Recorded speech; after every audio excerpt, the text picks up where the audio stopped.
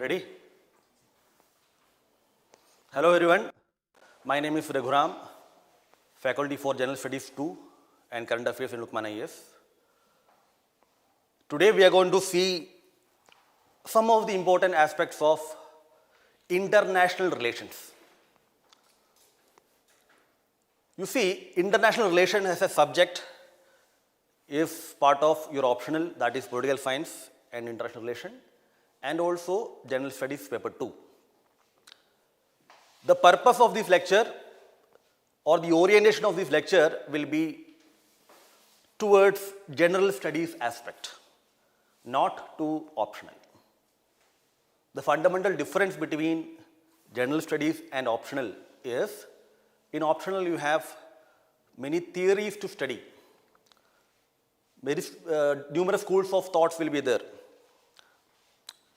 You being students of public administration, you know that in public administration there are multiple theories which you need to study.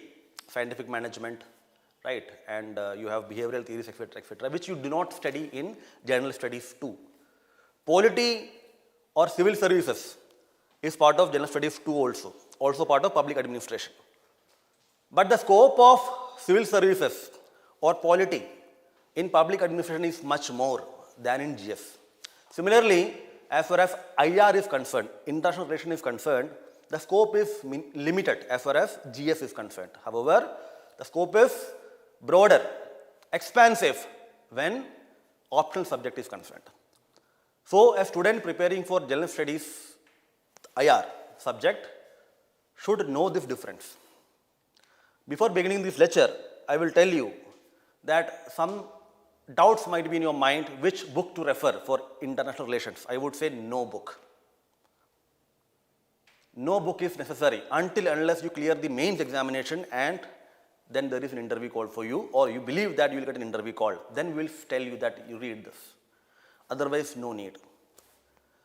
Foundation batch which you will attend, wherever you attend for that matter, if you study foundation properly, that is enough. Number one. Apart from that, you should take the current affairs. Current affairs has an important imprint on the nature of questions asked by UPSC, which we will see. I have prepared a brief PPT for you, which will provide a glimpse of the international relations subject from GS perspective. We also incorporated some questions so that you will understand the breadth or the nature of question being asked. Foundation, current affairs, enough. Current affairs in the sense, one good newspaper or some current affairs classes which you can attend, like we have a total discussion. This is it. And next is answers. As far as PT is concerned, solving questions, and mains is concerned, writing answers. This is enough. But foundation should be strong. Foundation should be strong, whichever subject that might be. Without a strong foundation, you will not be able to clear the examination. Quality of answer is more important than quantity. UPSC says in the notification, quality is important. Superficial answers will not be given mark. Strong foundation is necessary. So, we in Lukmaan IAS is trying to build your foundation. So, this is the first class as far as IR is concerned. Right? Let us see the syllabus of UPSC as far as IR is concerned.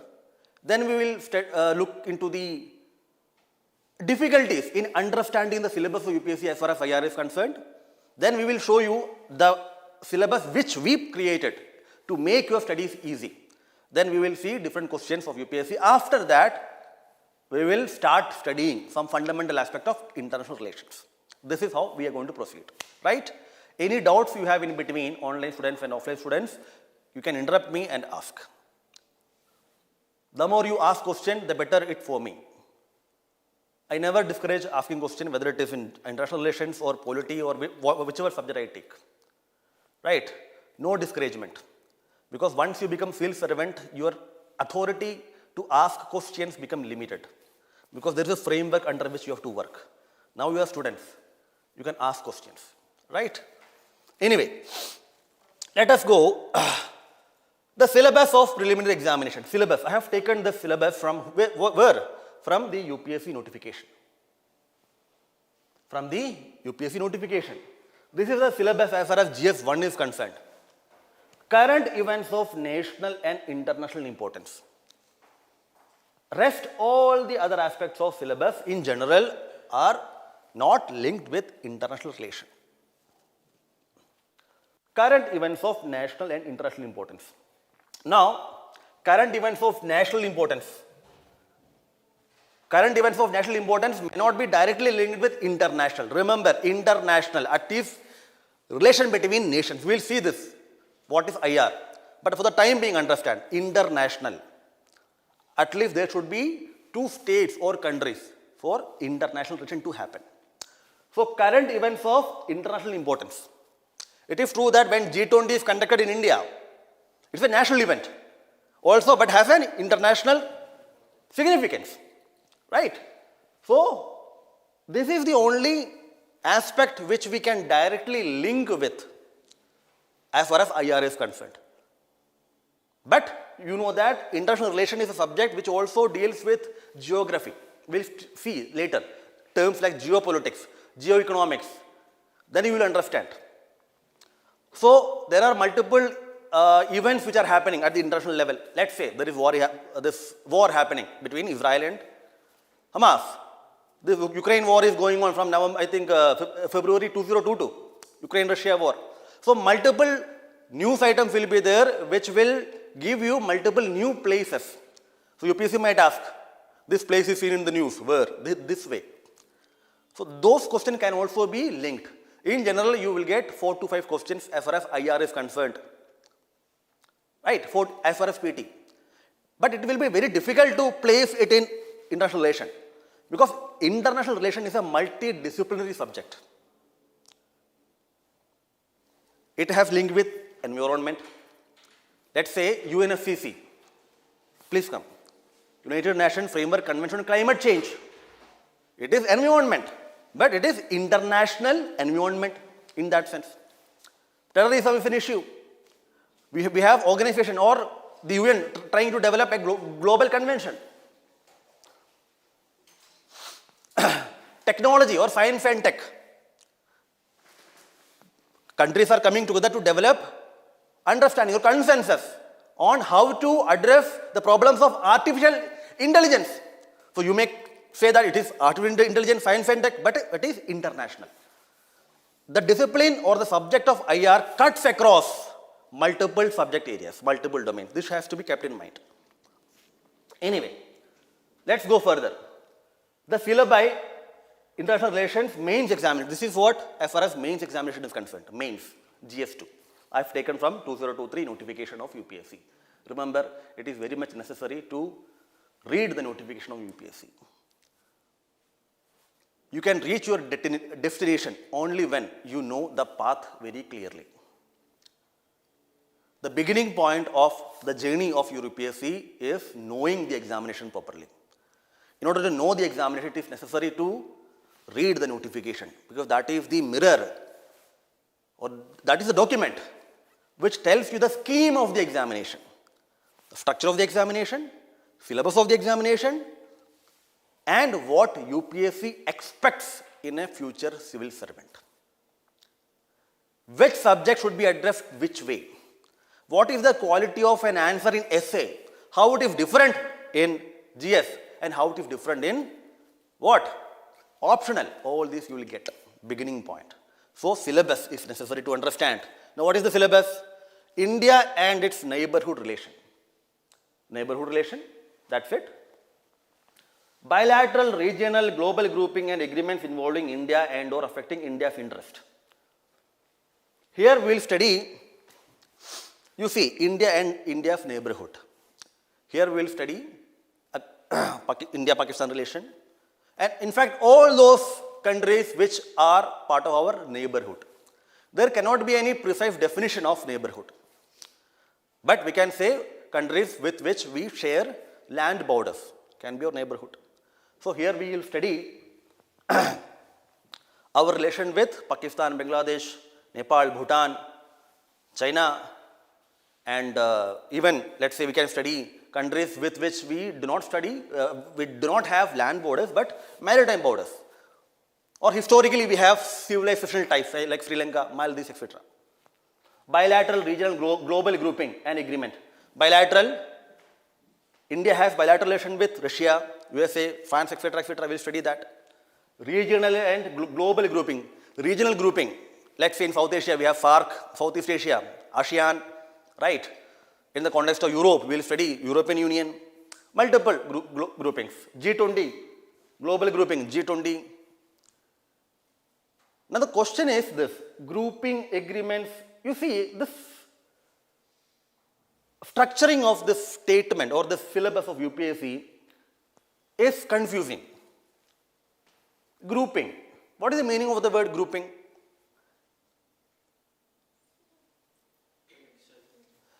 There are multiple words. Grouping, associations, organizations, alliances,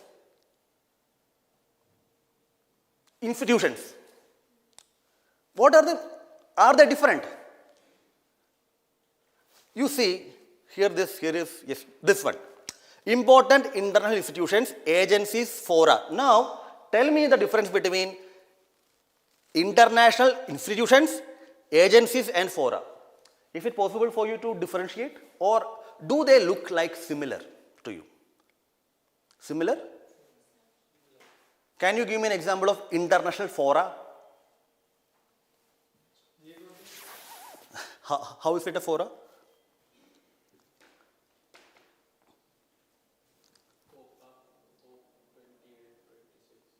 Conference of Parties. It's Conference of Parties. It is under the UNFCCC, right? Is it a fora?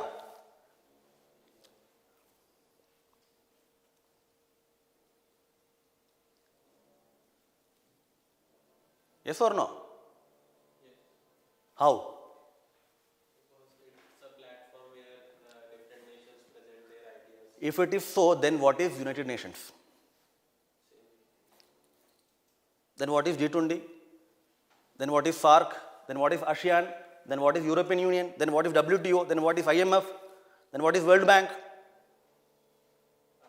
and World Bank can be institutions. Huh? IMF and World Bank Can be? institutions because they monitor things. What is the difference between institution and fora? You don't have to worry about it. The reason is that if you try to categorize, segregate institutions under agencies, fora and institutions, etc., etc., you will never reach your destination. I think somebody has gotten up in the morning in a in a winter season in Delhi and drafted the syllabus for UPSC. You will find this not only in this paper, this subject, you will also find it in GS2 other, polity. Lot of overlapping. Lot of overlapping you will find. Systematic segregation or classification of syllabus is not generally seen in UPSC. But it is the duty of the teacher in order to make it easy for you. Right? So we will cover all these aspects, but we will not teach you this way. We have developed our own syllabus, which will cover more than this. Now come to this. Effect of policies and politics developed and developing countries on India's interest, Indian diaspora. What does it mean? Policies and politics of developed nation. Policies and politics.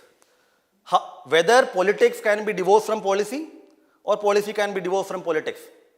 What is public policy for that matter? What is a policy? Public administration. Tell me. Policy is the output of a government, simply. What the government wants to do or does not want to do. Right? Now, politics is what?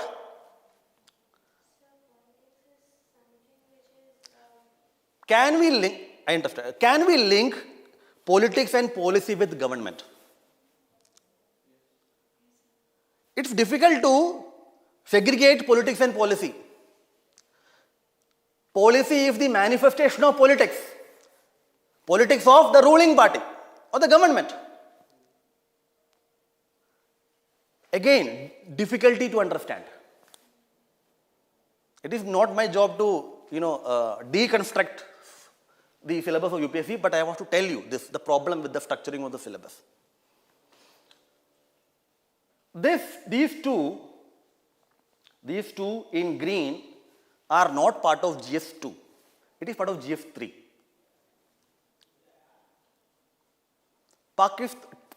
Terrorism is an internal security chapter in GS3, right? We often say that Pakistan-based terrorists are creating challenges to India. Most of the terrorist activities in India, especially in the northern part, Jammu and Kashmir, others, the root cause is the support given by Pakistan. Now, because of terrorism support given by Pakistan, the relation between India and Pakistan is at a very low ebb. Whether terrorism, although having an internal security element, can also have an international relation dimension. Whether terrorism will feature between India and Pakistan relation. When you study India-Pakistan, we will study terrorism as an important issue between India and Pakistan. India-Bangladesh, when we study Rohingya refugees as an important issue. And the government and others say that Rohingya refugees are also creating Indian security problem as far as India is concerned. So internal security issues also have external dimensions, which will come under the rubric of international relation. Organized crime which you have. Organized crime, transborder crime. So all these aspects ideally should have been in so-called IR, GS2. But it is given in where? GS3. I will not be teaching you these two. Although some aspects of this will be taught when we study terrorism and others, etc., etc. But this will be covered in internal security properly. But the point I am trying to make is this. International relation, although given in your GS2, it has linkages with GS3. Not only GS3, GS4, ethics, realism, idealism. Questions have been asked in ethics. Ethical realism, moral idealism, something like that. We study two schools of thought, realism and idealism later. It has linkages. Even one case study was asked, I think 2020, if I am not wrong, about armament. Disarmament will study, arms control, etc. So when you have the foundation proper, IR as far as IR is concerned, then its application is immense. You may get question in essay. So the fundamental understanding and the knowledge of current affairs will help you to write a beautiful essay. Right? Now, this is UPSC syllabus. Now let us see what is our syllabus.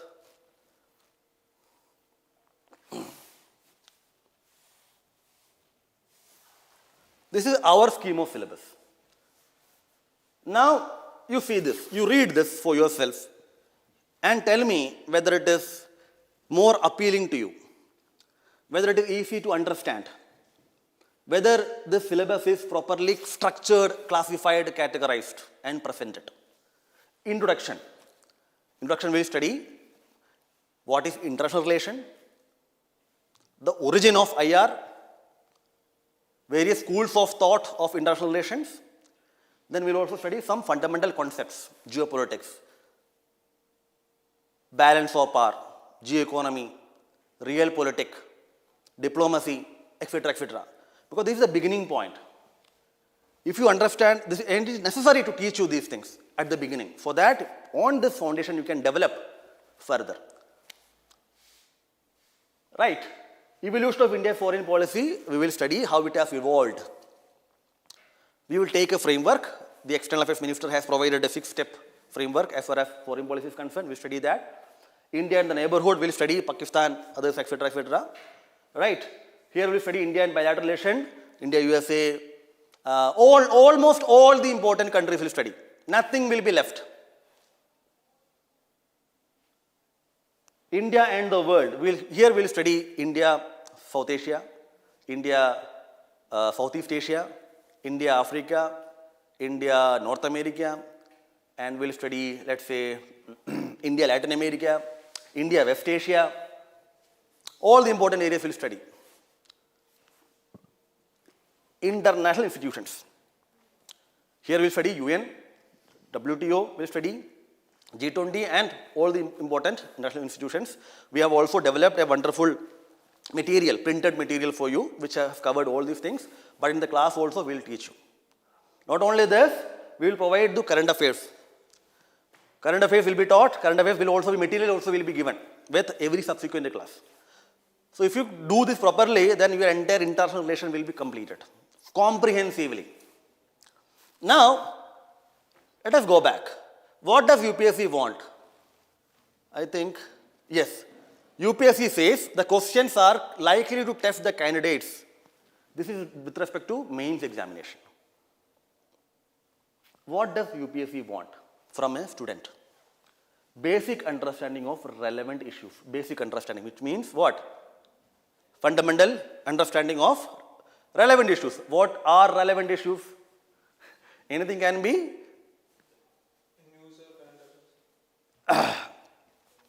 Yes, but current affairs is not an exhaustive area. I mean, it is limitless. But still, we have to manage our syllabus. So all those areas which are relevant to our syllabus, we can study. It is not possible to study everything. It is not advisable to try to study everything. Always remember the cutoff mark. With respect to a category, remember the cutoff mark for PT as well as mains. Even if your content is very less, but adequate, and if you write properly, revise properly, then you will be able to answer questions. Do not run behind multiple sources and materials. Revise it properly, understand things. Do your current affairs nicely. Basic understanding of all relevant issues. Ability to, this is important, analyze and take a view on conflicting socio-economic goals, objectives and demands. This is applicable to all the subjects as far as GS is concerned, right? Able to analyze and take a view on conflicting socio-economic goals, objectives and demands. Now, what is the meaning of the word analyze? Analysis. Checking thoroughly. If there is a question, then how will you analyze that question? Through an answer.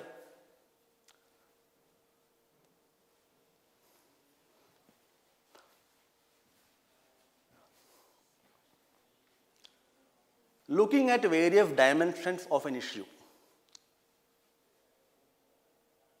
and creating a proper opinion based on appropriate facts. So you can analyze an issue only when you know that issue properly. Always remember one thing, except in science and technology. In general, almost all the issues are public issues. Every public issue will have multiple dimensions, multiple perspectives. It is in the case of international relation, polity and others. Even ethics, there cannot be one way. Multiple ways are there. But all the ways cannot be accepted. Because ultimately, a civil servant is a problem-solving individual. In Delhi, here, in the class, if you see outside the classroom, there is an announcement system which is being placed. This announcement system announces the information about Delhi police. Now the question is, this is a student area. And this announcement is going on for almost 12 hours or 13 for that, from morning to even up to 10 or 11. So it may create disturbances to students, teachers and others. Same message is being repeated. Now the question is, if you are a civil servant, if individuals complain to you, you see this is creating a lot of problems to us, please do something. What will you do? First of all, you will see why this system is placed. What purpose? What is the location? Is there any specific order behind it? Can we replace it or can we reduce the volume? Some multiple issues. Then only you will take a decision analysis. You will only take this decision properly, you will be able to analyze an issue properly when you have proper knowledge of it.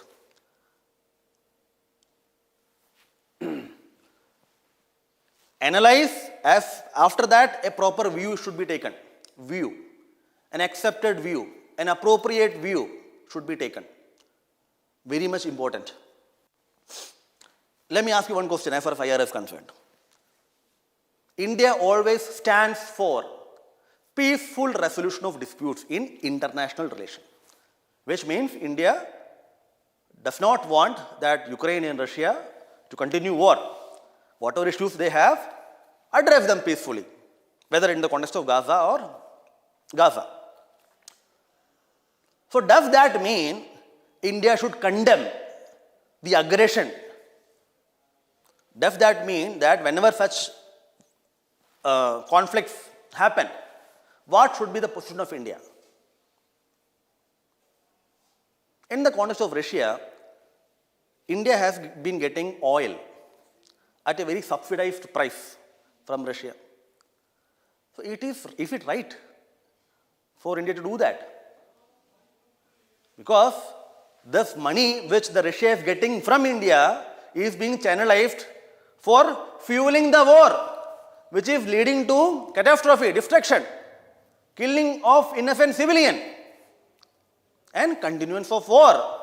And not only that, enabling a dictator to remain in power in Russia. Should India do that? Provided our fundamental principle of foreign policy or determinant of foreign policy is peaceful resolution of dispute. Should not India condemn the aggressor? Should not India condemn the violation of sovereignty of a nation? Should not India condemn or criticize Israel for killing hapless, innocent children and women and others in Gaza?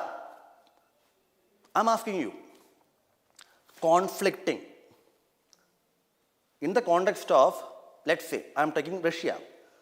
Development is required. India is a fuel dependent country. So we require sustainable supply of fuel.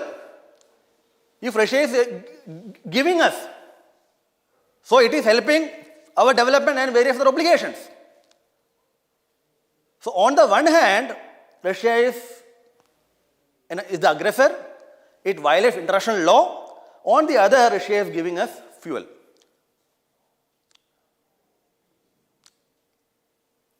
If Indian foreign policy is about peaceful resolution, is it right for India to take oil from Russia under this condition? That's the question number one.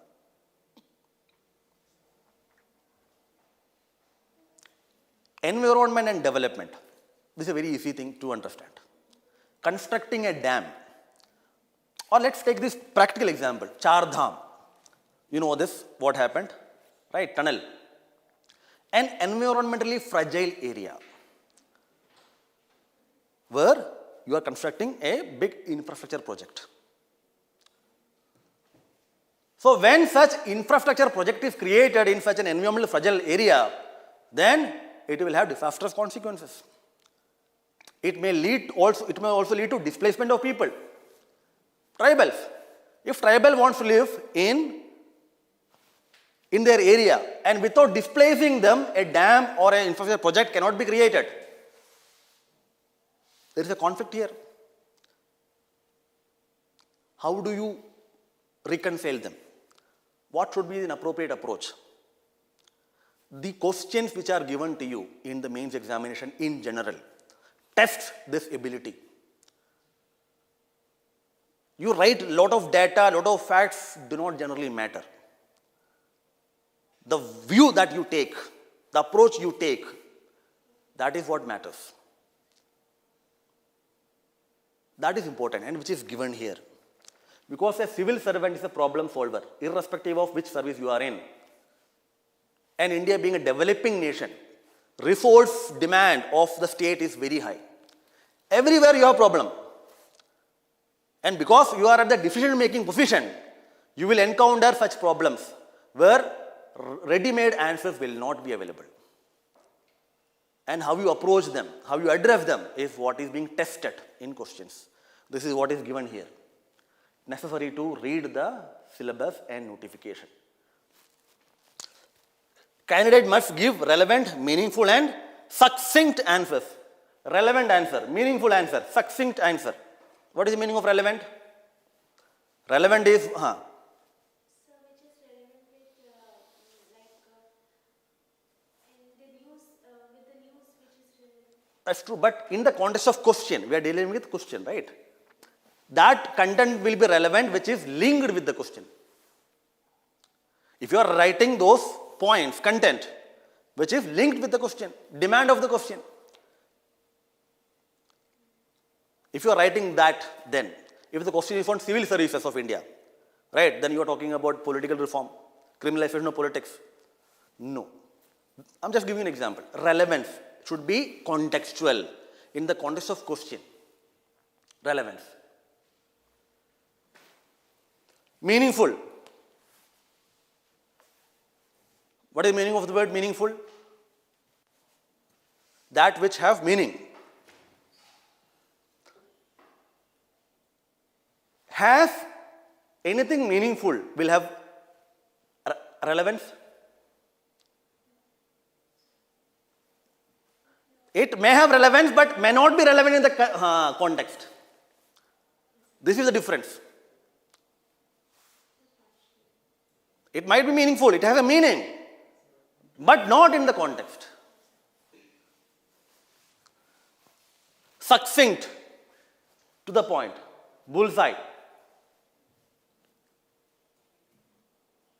This is what UPSC requires. That is why 150 words, 250 words, etc., etc., etc.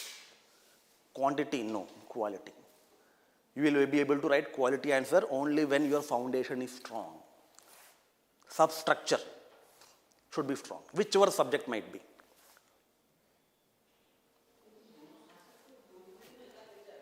The scope of the syllabus for optional subject, etc., etc., leave it. Scope of subject for optional is higher. If there is a hierarchy, the level of understanding for optional should be this and GS should be like this. Right? This is it, engineering, fine, etc., leave that. Introduction.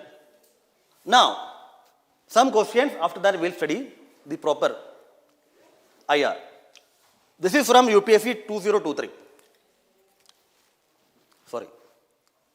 Which one of the following countries has been suffering from decades of civil strife and food shortages and was in news in the recent past for its very severe famine? Now, how will you know this answer? Newspaper.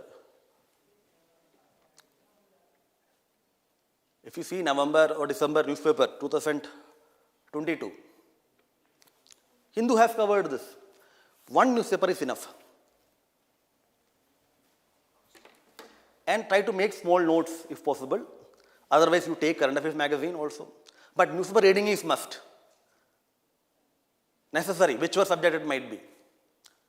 Right? So, answer is Somalia. Very easy. Now, come to this. Consider the following statements. Recently, the USA and EU have launched the Trade and Technology Council. Recently, when? When they have launched it? They have launched it in 2021, but there has been some news about this in 2022. Right, anyway. So this statement is correct, Trade and Technology Council statement is correct. Now let's see this statement too. The USA and the EU claim that through this, they are trying to bring technological progress and physical productivity under their control. Now, let me simply ask you a common-sensical question. Even though they want to actually have this, or even though their aim might be this, will they tell it openly? Well, they will not. USA says, we want to promote democracy in the world. That is why we attacked or Iraq and also the international, we invaded, for that matter, Afghanistan to dislodge Taliban. But the real intent might be different. The real aim might be different. But nobody will say. If they say this is their intent, their aim, then other countries and other nations or grouping will criticize them. Even if you do not know, the point is that even if you do not know about this, let's say, the aim of this, if you know this, fine. But even if you do not know the exact aim, theme, objective of this Trade and Technology Council, still you will be able to, after applying your common sense, say that this is incorrect. It is also not necessary to know everything to solve questions in PT. Logic, common sense, multiple questions you can solve. Right? So this is incorrect. The fundamental idea behind this council is to create a platform for developing artificial this AI and others. Right? But again, it's true. China is emerging as an important country with respect to these new technologies, high-tech, new technologies, including artificial intelligence, others, etc., etc., etc. So there is a feeling that if China emerges, then the control of the West on the technological spectrum, or for that matter, world affairs, will decrease. So the US and EU came together in order to prevent that eventuality.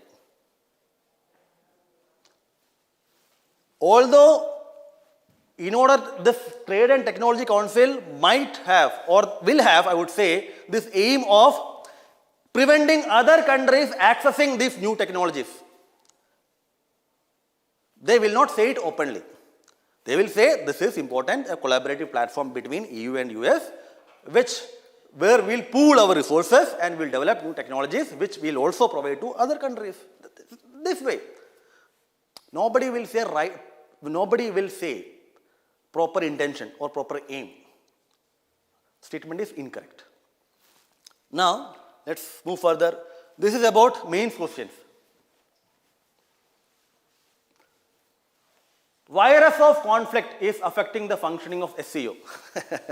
COVID-19, you see, UPSC might have, the person who said this question might have thought that, yes, people are forgetting COVID-19, nobody is putting mask, etc., etc. So let us remind at least the UPSC aspirants about virus. So one question was framed, virus of conflict affecting the functioning of SEO. We have covered this SEO because SEO, summit happened, virtual summit in India. We have conducted a class on that, whether virtual summit mean declining relevance to SEO this way. And we have also provided one question as with respect to SEO in our test series. Our question about with respect to test series is difficult. This is easy. 10 marker. Virus of conflict. In the light of the above statement, point out the role of India in mitigating problem. Whenever this word is like this, in the light of above statement, in the context of statement, you need to explain this statement first. Then link it with the corresponding statement. Virus of conflict. Why conflict is happening? Multiple reasons are there. Domestic issues between, or bilateral reasons, bilateral conflict between India and Pakistan, India and China. SCO? Shanghai Cooperation Organization? Shanghai Cooperation Organization. India member, China member, Pakistan member. Is it possible to keep away your bilateral conflicts, bilateral issues, and then to negotiate or discuss in so-called regional grouping? If you have gone through the meeting, the virtual meeting and the outcome of that meeting, then you would have had multiple important points to write. India wanted that English should also be a language in SEO. China said no.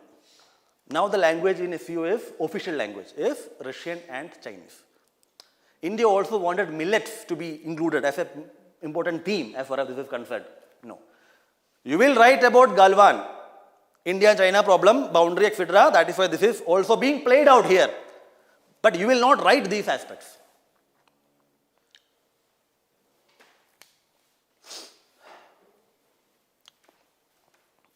There are multiple issues.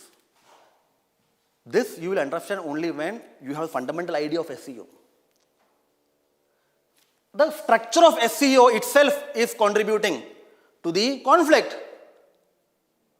Hardly few democracies are there in SEO. Only India would say. Critic might say, how long? But no, India is a democracy and India will remain democracy. Don't worry about that. It's a different thing altogether, how you define it. Anyway, China, totalitarian state, Russia, Pakistan collapsing, Iran has become a member. The Central Asian nations. So, SEO wants democracy in the international system, but does not want democracy internally. Shanghai Cooperation Organization is a group of dictators. This is not my statement, the Western scholars say. A group of dictators who want democracy at the global level, but undermines democracy in their own countries. If you see objectives of SEO, cooperation, reform, multilateralism, protection of human rights and democracy, yes, if you see SEO, the countries are not democratic itself. How they can promote or develop democratic system outside? Anyway, point is that fundamental should be clear. Right?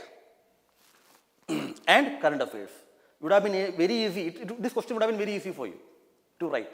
And your answers will reflect a better understanding. Generally, other students will write all those traditional aspects. You may start with this. In the introduction, you can start. Recently, the summit meeting of SEO has happened, although in a virtual format in Delhi, which has resulted into large number of questions being asked about the efficacy of SEO. That provides the framework of writing answer. That shows the understanding, up-to-date knowledge. Current affairs, linking. Foundation is the cake. Current affairs is the icing on the top. Very much important. Indian diaspora scaled new heights in the West. Like West is a mountain, scaling new heights. We have framed a question on this diaspora, a difficult one. Identity and ideology like that. Anyway, UPSC also picked up this diaspora, which was expected to some extent because, you know that, Prime Minister, when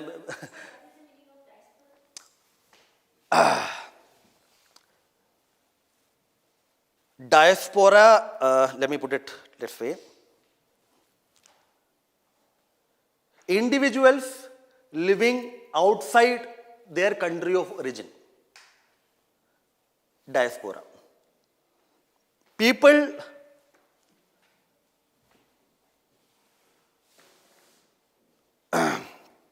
no.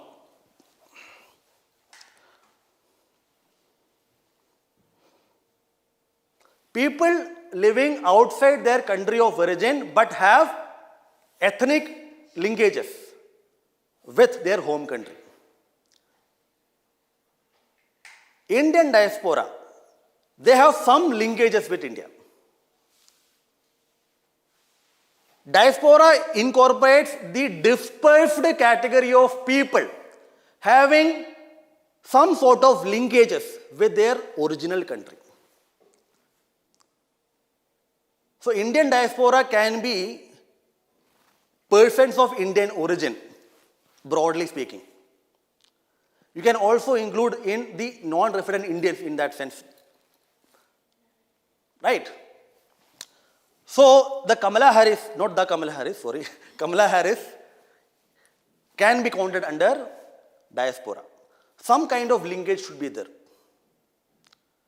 Indian diaspora is present almost every part of the globe, but predominantly in some places. You have in UK, USA, and the Middle East. So diaspora is an important aspect of India's foreign policy. If you see the way the government of India, right from independence, approached the question of diaspora, there's a shift since 2014. One view, earlier view was, this diaspora involves people who went out of their home country, as far as India is concerned, for greener pastures. For greener pastures, they moved out of their country. Hence, we are not concerned about their welfare. You are Indian citizen, you should have been in India. But what happened? For better living conditions, standard of life, etc., you moved out of this country. You discarded your own country. Then why should the government of India care for you? Not only that, dealing with the issue of diaspora in earlier situations, earlier period of Indian foreign policy, the thought was this. In engaging with diaspora, Indian diaspora would mean that interfering in the domestic policy of the state, that country. Diaspora is living in one country, whatever that country might be. So the country is sovereign, independent. So our engagement with diaspora, for whatever matter that might be viewed as interference in the domestic affairs of that country. Non-interference is one of the fundamental principles of India's foreign policy. Non-interference. But this approach has changed. Diaspora has become an important factor in India's foreign policy. The view of diaspora as not having any benefit to the nation has changed. If you see the evolution of India's foreign policy, today we are having something called energetic diplomacy, the last phase of India's foreign policy. Here diaspora is an important component, because diaspora can help us not only economic terms but also political terms. For example, reform in multilateral institutions, right? Countering anti-Indian narrative, creating investment in India, creating bipartisan consensus. Bipartisan means different political parties are there. So this diaspora can act as a link that whichever party is there, they will have good relation with India. Multiple importance. And diaspora is being asked to help their home country in the sense original nation, through investment, remittance, etc., etc. So Indian government tries to rope in the huge chunk of diaspora for India's own development and achieving foreign policy objectives. This change has happened. That is why more often you will find question on diaspora. That is why the Prime Minister of India, whenever he goes, addresses the diaspora. Other ministers, whenever they go, they meet and discuss and address the problems of diaspora. Multiple meetings are being created. This Pravasi Bharatiya Divas is being celebrated, etc., etc. Right? Diaspora division is also being created under Ministry of External Affairs. States have also been encouraged to develop diasporic engagement, etc., etc. So this is an important aspect. So diaspora, it's there in your syllabus also. We study that. There is something called old diaspora, new diaspora, problems of diaspora, division in diaspora. On the one hand, we are creating more focus or having more focus on diaspora, but on the other, there is a division in diaspora. Ideological division, caste-based division, religious division, etc., etc., which we will study. C is an important component of cosmos. What is cosmos? Anyway, universe.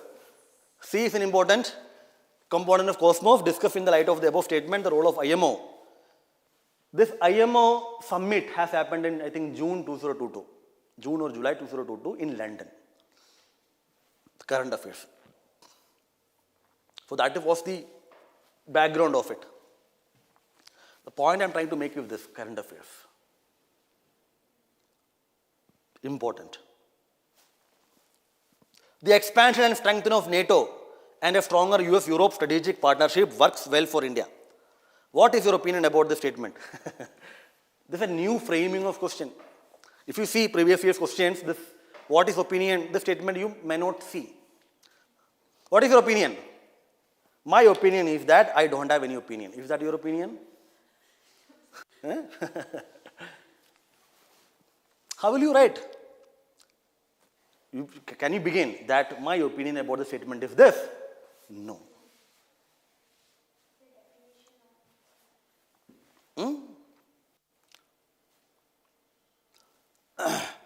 Multiple ways of writing. You can, again, contextually you can start. Recently there has been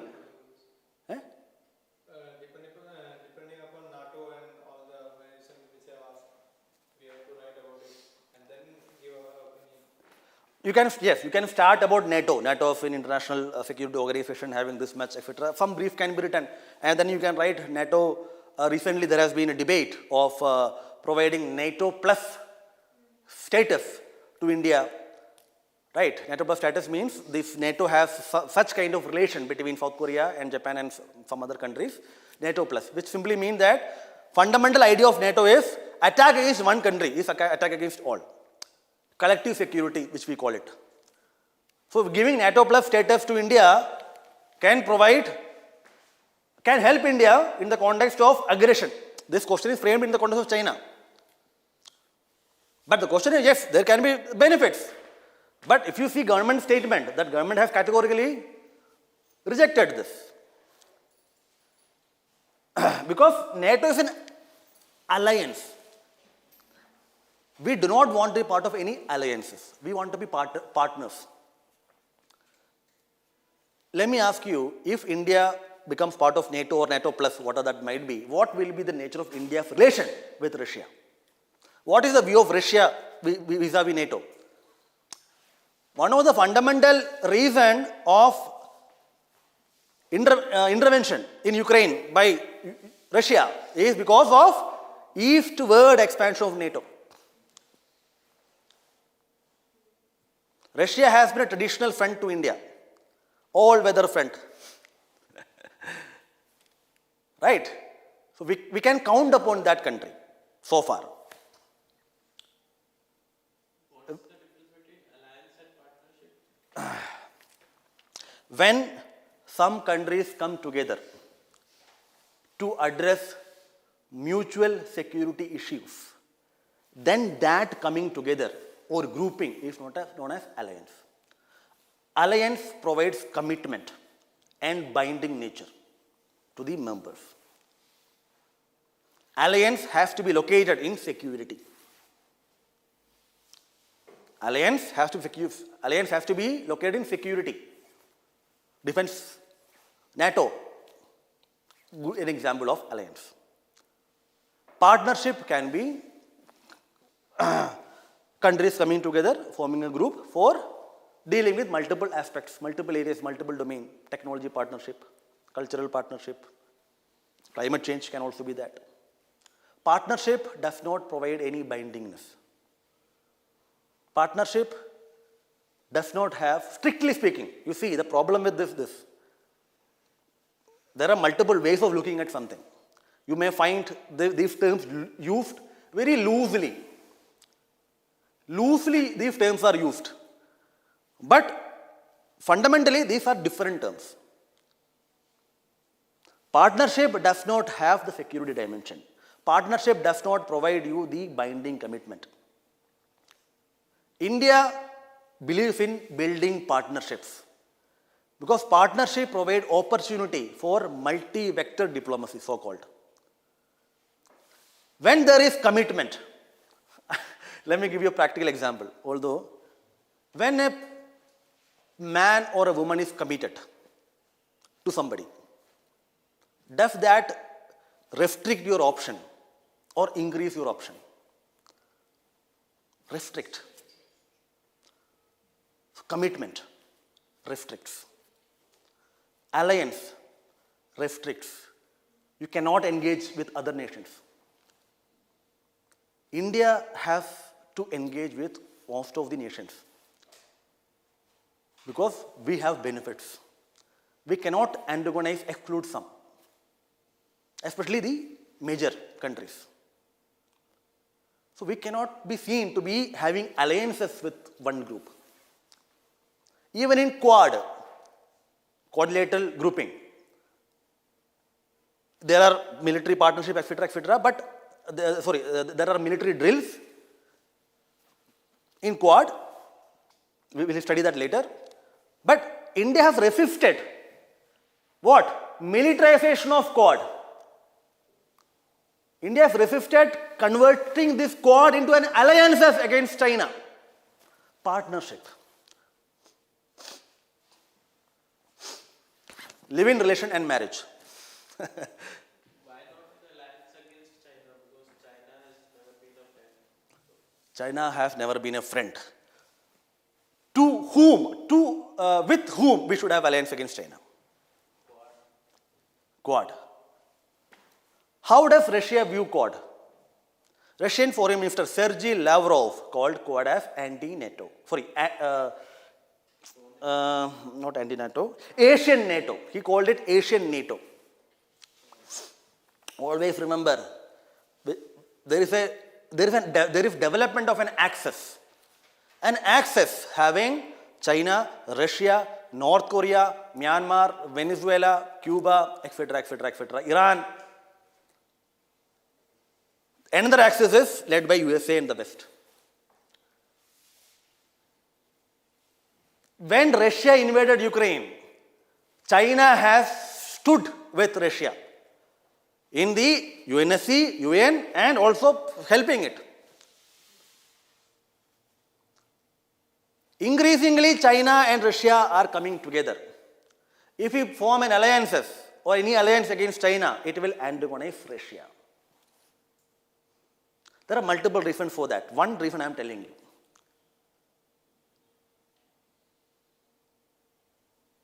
So, we cannot antagonize other nations, especially countries like Russia, by forming an alliance. And forming an alliance, what kind of benefit that will give to India?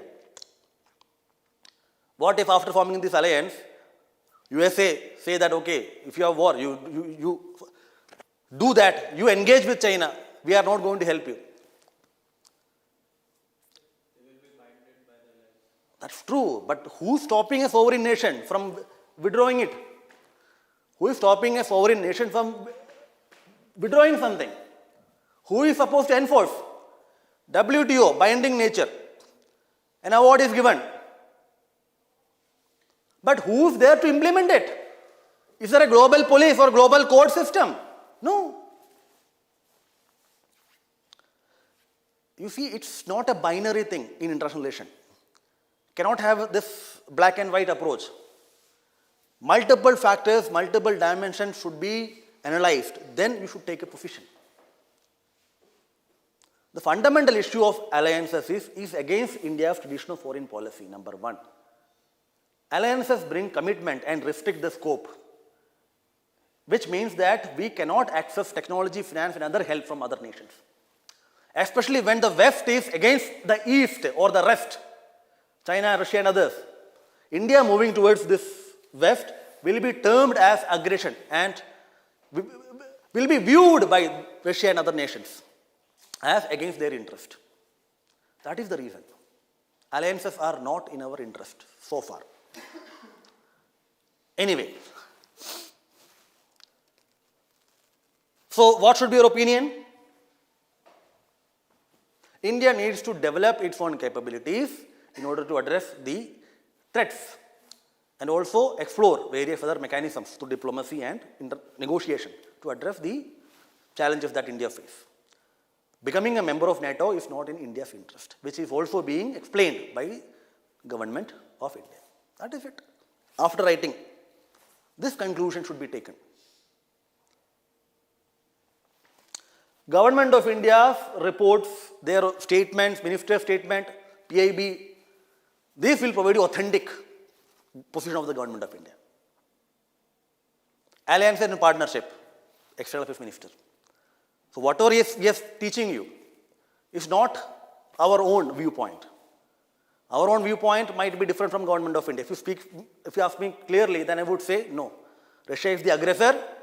We cannot have any relation with Russia, but that's not what is required. Your opinion, my opinion does not matter. Appropriate opinion. Government of India position is required. I would want government of India to criticize Israel, but the government of India is not doing it. So my opinion I cannot teach you. In this, there can be occasion where our opinion can be given. But an appropriate opinion should be taken, which is, in some questions, government of India's opinion should be taken. This 2022, I am not going to into this. I'll take some fundamental aspects, right? We have 1.5 hours.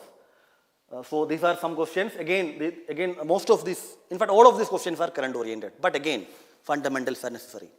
Clean energy, I2U2, BIMSTEC, you see this. India, Sri Lanka. This has happened because of the Sri Lankan crisis. What is this? Asia, Africa, growth story. Asia, Africa, India, Africa relation is important one. Right? USA existential threat in the form of China. You see this? UPSC itself says existential threat from China. Which means the very existence of USA is being threatened by China. If India become an ally of USA, then what will happen? It is said that one of the reasons which prompted the Galvan clash is because increasing association, increasing movement of India towards the USA. To prevent that, this Galvan has happened. One view. China is not a democratic nation. Only in general, I would say, the interest of the party, Communist Party, the rulers of China, the president and others, are what matters. People's interest, they generally do not. People's interest in the sense that it is true, poverty is very less, development is there, but civil freedom, political freedom, no. That's a country which ordered the military to fire from tank, Tiananmen Square. Tiananmen Square, when students of, I think, Beijing University and others protested for democracy, the Chinese government unleashed terror on these people. Shot at people, tanks were used, like the British did to India during colonial time. This is what they did in 1989, if I am not wrong. Very recently. They can do anything. But India has democracy, which means public opinion. Although the extent of public opinion is very much limited, but still there is a public opinion. So government has to respond to that, unlike in China. So nobody is going to ask the Chinese president, why did you do this? Nobody. Unlike in India. So a democratic nation has to take decision accordingly. AUKUS, this is there in the context of Australia, that UK and USA, some marine technology and others. This was also a question.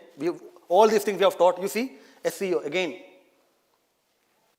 previous year's question paper, very important, PYQ.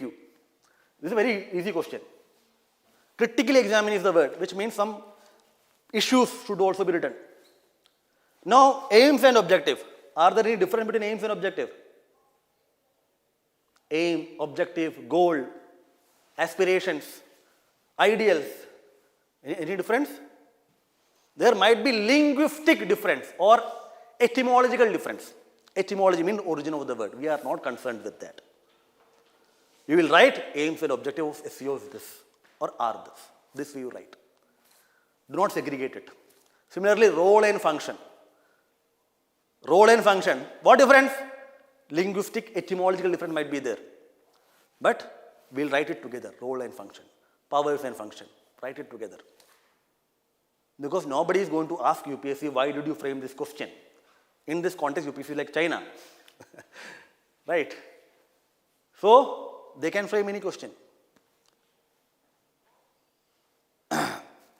So let them frame the question, but we will answer it properly, appropriately. Aims and objectives. What importance does it hold for India? What importance does it hold for India? How India can resolve or mitigate the issue Earlier the question was this, mitigation. It's a very straightforward question. You can write it in that way. After writing one line of SEO, the following are the aims and objectives of SEO. You can write that. Right, after that you write, the SEO holds the following importance to India, 1, 2, 3. Like you write in your 10th examination. This way you can write, it's very easy. But some question will be difficult, like this one. A statement type question, na? The structuring will be difficult. Here, how to approach it, introduction, body, conclusion. The structure is given here. Straightforward you can write. But here you need to develop your structure. First what to write, second what to write, this way. But here it is very easy. This is again strength and impact. Discuss the strength and impact of AUKUS in the present scenario. Strength.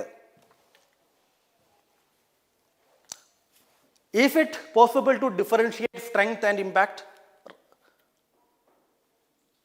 If you are able to, if you have proper points to write, then write strength and impact. Definitely, strength and impact are different terms.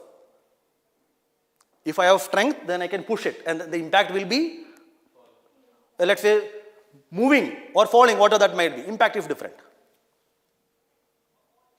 But again, if you do not have point, write it together. No problem, because this is the actually, I think, 20th question. You start writing from 1, 2, 3, 4. It's not possible to develop or keep the same pace of writing. You may not have enough content for it. No problem. Write it together. Doesn't matter. But if you have point, then differentiate it. AUKUS will be another grouping or alliance in the context of Indo-Pacific. Now, you should know Indo-Pacific. What is Indo-Pacific, etc. We will teach you all these things. Here, Australia, UK and USA. China and Australia had, not now. They are trying to improve their relation. In the context of Chinese aggression in Southeast Asia, Australia criticized this aggression, which resulted into breaking down the bilateral relation between China and Australia. Chinese intervention in the Pacific Ocean, so-called Melanesia, Micronesia, Polynesia, etc., which traditionally used to be the backyard of Australia, like India, Indian Ocean, Australia, that Pacific Ocean, that area. But China is entering, which is threatening the hold or control or influence of Australia. So China is creating threat to the very existence of Australia, to quote the UPSC. So Australia wants to develop its military capacity, a nuclear submarine. If Australia has, definitely it will create a deterrent to China. Impact. This is what analysis. You may not have direct content. But if you know things, the context, you know why it is happening, where it is happening, you'll be able to write appropriate answer. Now let's study the international relations. We'll study IR.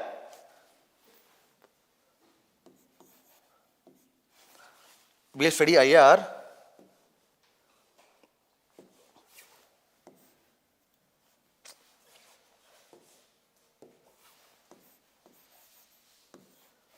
This way. What is international relations? 1. Then we will study origin of international relation. Then we will study evolution. Okay, let's do one thing. Origin and evolution. Let's do this together. Origin and evolution of this schools of thought. There are 2 important schools of thought in international relation which we'll study. But remember, in GS nobody is going to ask you, especially in GS2, Because it's not a theory-based approach. It is what is being practiced, conducted on the ground. That is what GS focuses, unlike theory. Right? But again, some important, two important schools we'll study here. What is IR? Origin and evolution, schools of thought. Then we will study important terms. Right? Very important. Now, what is international relations? International relations is the association or interaction among states. Association and interaction among states. Now, very important, states.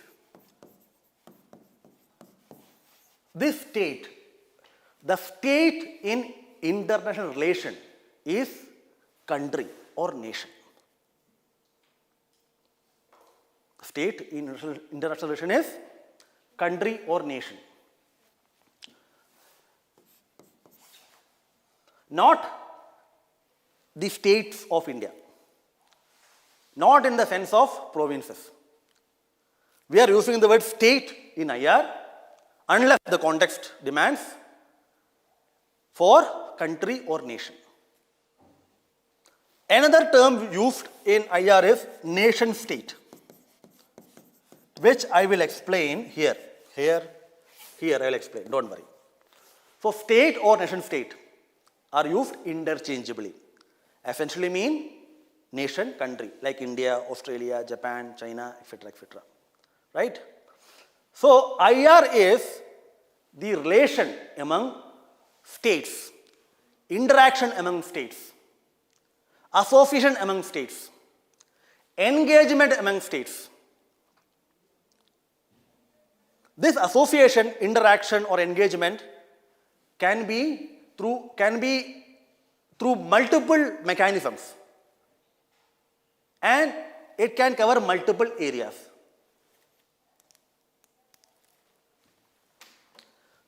Multiple mechanisms.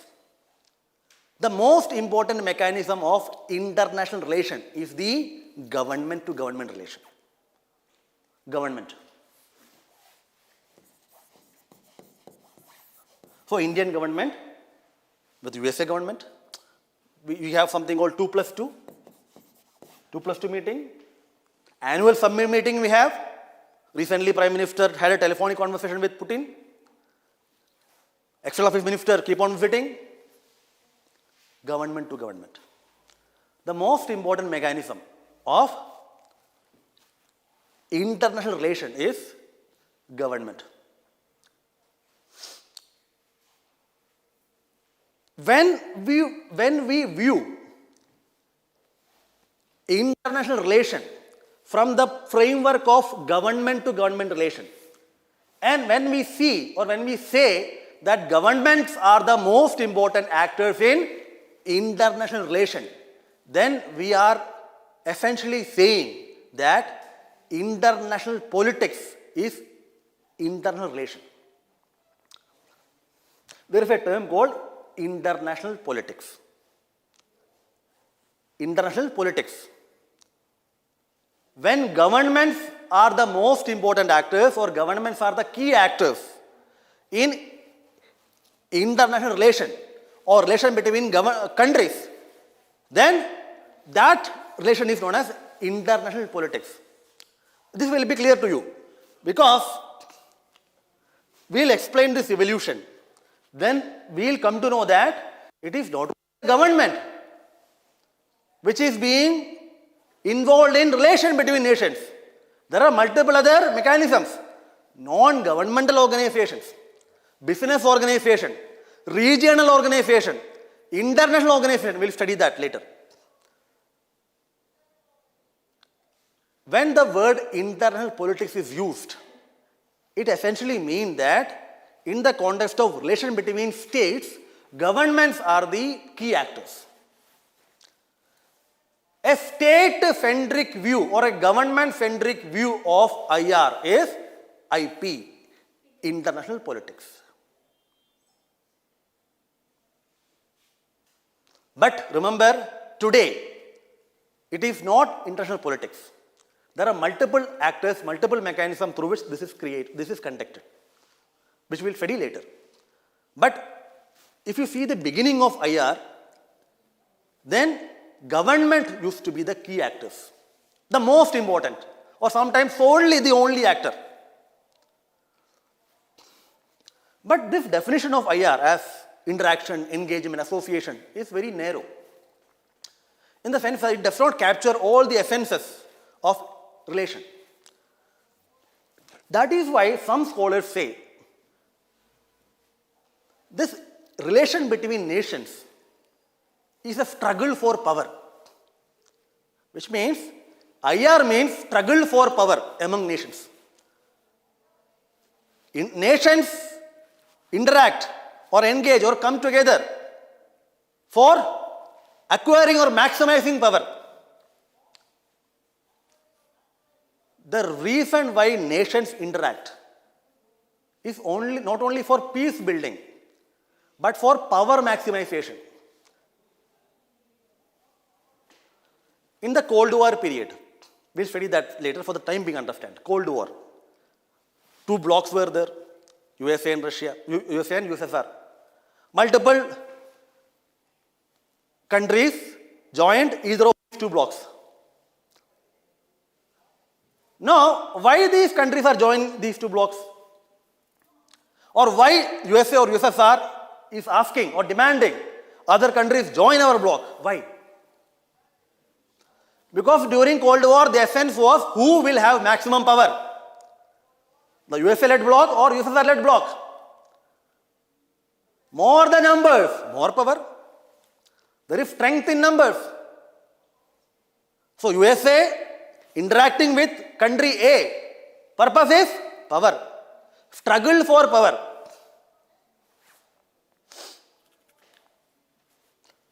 IR is also defined as struggle for power, but another definition is a system of peaceful communication. A system of peaceful communication whereby countries can reduce conflict and maintain peace.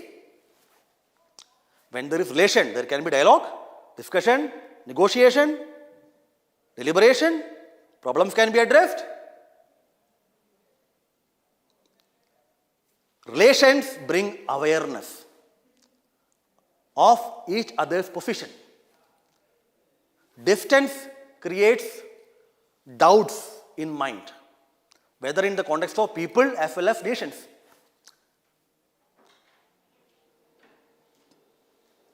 So, relation between nations builds a system or provides a system of peaceful communication. Peaceful communication for building peace and avoiding conflict. So, IR is a conflict preventing mechanism.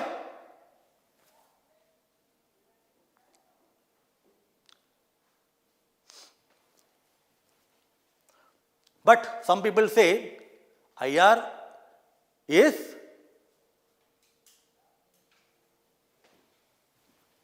a national interest maximizing endeavor. National interest maximizing endeavor. My purpose of giving you these different aspects or dimension is to open your mind. Nobody is going to ask you in examination what is interrelation in GS. But in interview board they may ask. But this will give you an understanding. What are we doing here? We are simply saying that there are multiple ways of looking at IR. It can be looked at as a way of peace building, communication, conflict reduction, quest for power. Absolutely. Maximization national interest also. Multiple ways of looking at it.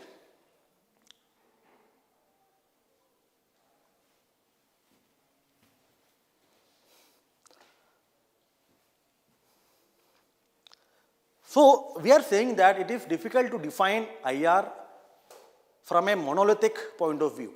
There cannot be any monolithic or single definition of IR. It has multifaceted dimensions. It has multiple dimensions. But to develop an understanding, to study our syllabus, keep this in mind. International relation mean relations or engagement or association or interaction among nation states for achieving multiple objectives or purposes, which will have multiple mechanisms. This can be a working definition for us, a working definition which will enable us to study the subject properly. Now, there are two views of looking at IR. Two views. One is traditional view or narrow view. In your optional you study narrow view, broad view, etc., right? Similarly in IR, one is traditional view, also known as narrow view. Another one is contemporary view or current view or broader view. This narrow view or traditional view sees states or government as the key actors in international relation. You see, states, or let's say government, let's put this word, government. Government are the key actors or the most important actors or the sole actors in IR, traditional view. So traditional view of IR is international politics. Are you understanding this statement? Traditional view of IR is international politics because it is a government-centric view. But the contemporary view is more appropriate and more acceptable. It says this traditional view is not correct because today state is an important player, fine. But the state-centric view of IR is not accepted. Because here there are multiple different mechanisms which are part of conducting IR. Let me tell you one example. United Nations, UN, G20, SCO, etc. Do they play any role in international relation? Do they play any role in providing a platform for countries to come together and discuss and develop solutions? Yes or no? So, these institutions are also an important, very important partners or participants in IR. So, government is there, but not government only. International organization or institutions, regional organization or groupings are also important actors in international relation. Not only this, there are different types of diplomacy today. Diplomacy means what? Diplomacy is the art of conducting IR. Diplomacy is the art of conducting IR. Actual implementation of the foreign policy of a nation is diplomacy, generally done by government diplomats. So diplomacy earlier only government-centric. Diplomacy government-centric. But now diplomacy has multiple variants. I hope you can see here. Track 1 diplomacy. Track 1 diplomacy. Diplomacy where government officials conduct IR, IFS or others, government officials. Track 2, non-officials, which mean non-government or non-officials. Track 2, which means non-officials.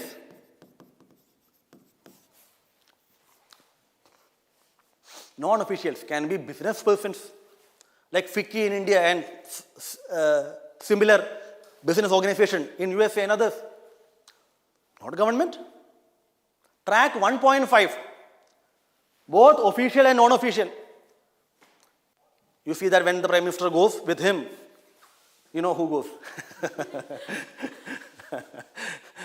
Earlier they were media personnel, but Prime Minister feels that he is the best media, right? So generally you don't find them, but business people are there. Anyway, track 1.5.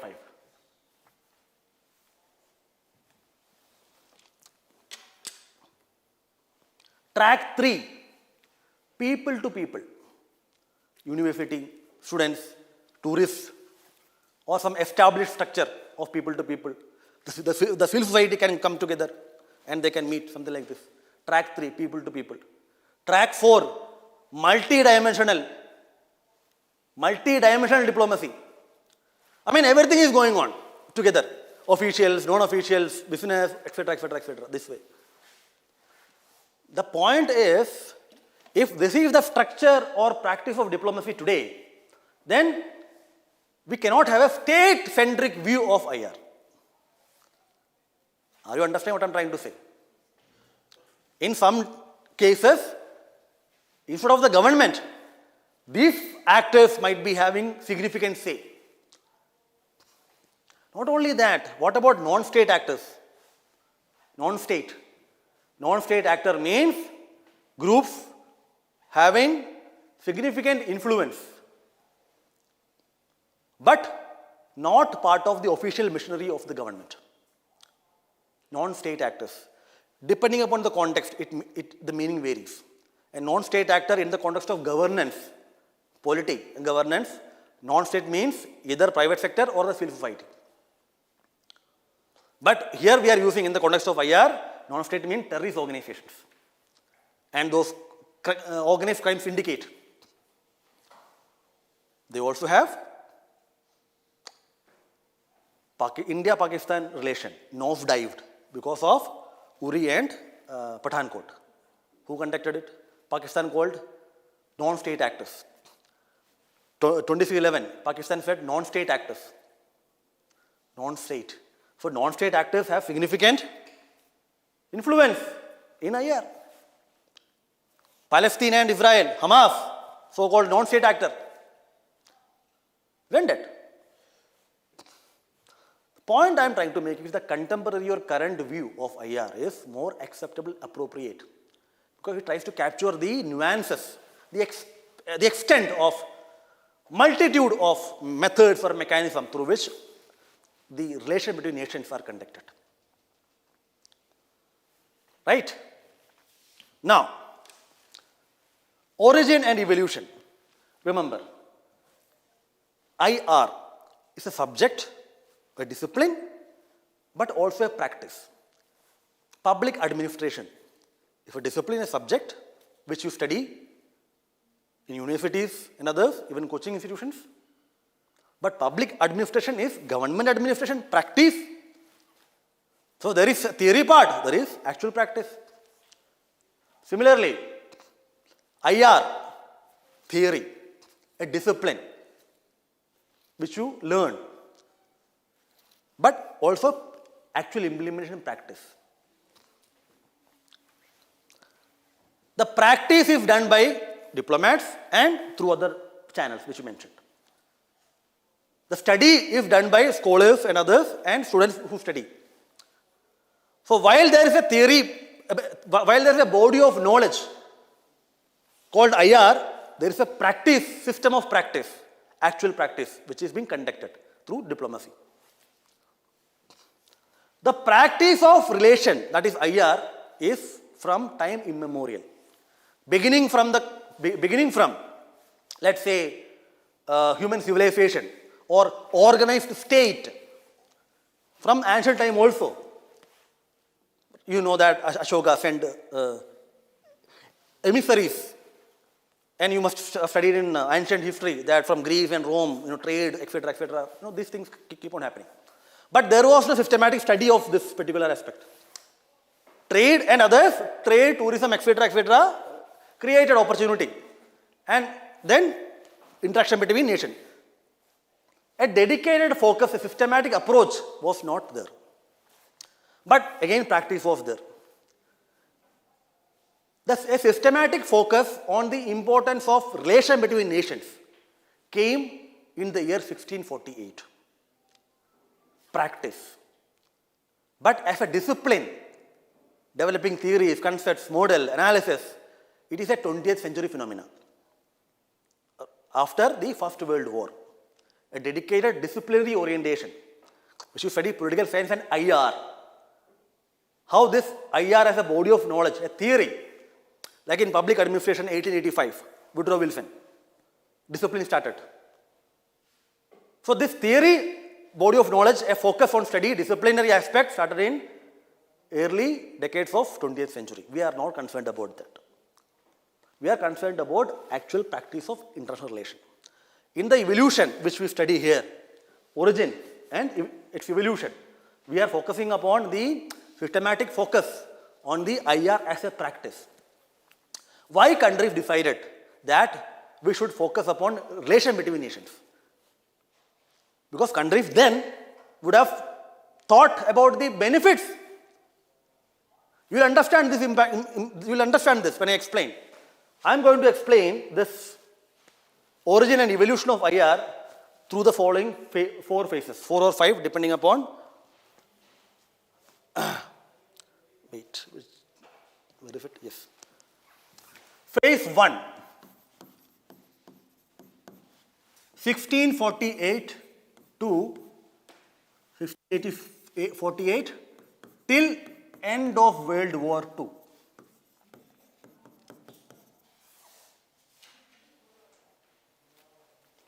First phase of international relation.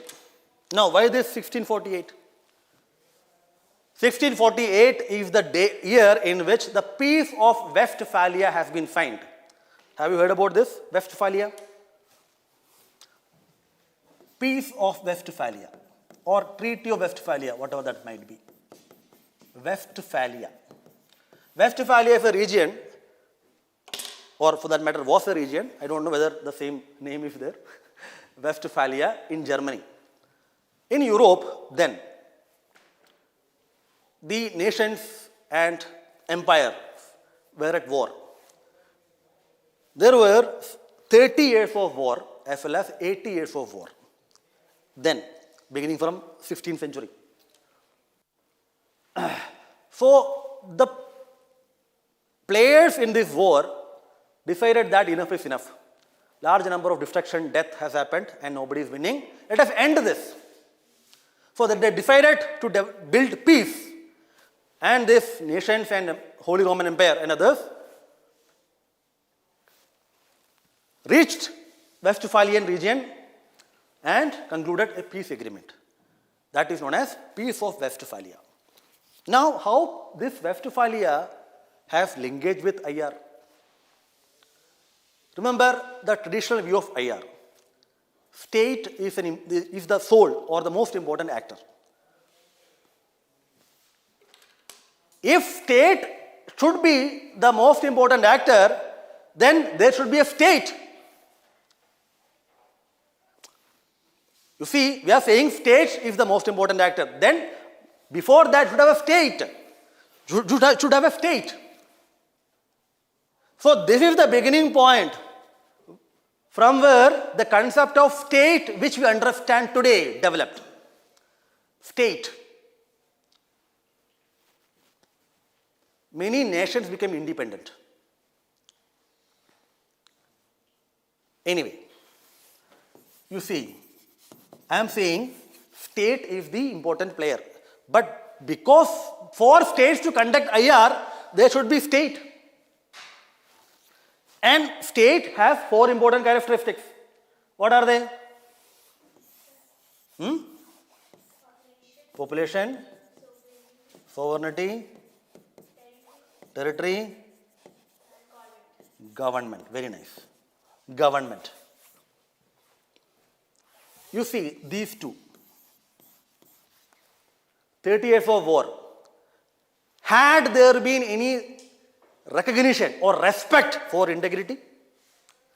War is for territory, capturing territory. No respect for sovereignty. Sovereignty means control, total control within the territory. The war continued because the fundamental aspect of state was not respected. Sovereignty or territory. If territory of a state is recognized, respected, protected, then there will be no war between these two. No intervention, no encroachment. If territorial integrity of Ukraine has been respected by Russia, Russian troops would not have entered into Ukraine. If China would have respected territorial integrity of India, then Galwan would not have happened. Although government of India says there is nobody, Chinese soldiers have not entered India. But anyway, the idea of sovereignty, territorial integrity, equality among nations, independence of nations, all these emerged from this Peace of Westphalia. War can be avoided only when states' integrity or a region's integrity is safeguarded. And war is avoided only when states can enter into negotiation, relation with others independently. This was the period of the Holy Roman Empire, weak empire. This was also the period where there were conflict between Protestantism and Catholics. So religious divide caused war. Holy Roman Empire wanted to control multiple areas, but these areas wanted to have an independent existence. All these issues culminated in Peace of Westphalia. Nation states, the idea of nation states came into existence. Now, what is nation? This is state. I am using the word nation state. What is the meaning of this nation? N-A-T-I-O-N, nation. Nationality, nation, nationalism. The word nation indicates a sense of identity and loyalty. Nation indicates unity. Nation indicates loyalty or linkage to a particular root. Nation is an organizing principle of population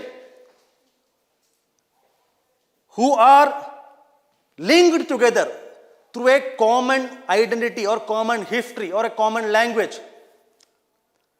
A group of people can become nation only when there is an underlying unifying factor. Whatever I am teaching you, you will not get anywhere. Even I did not know that I will be able to explain this way. Anyway,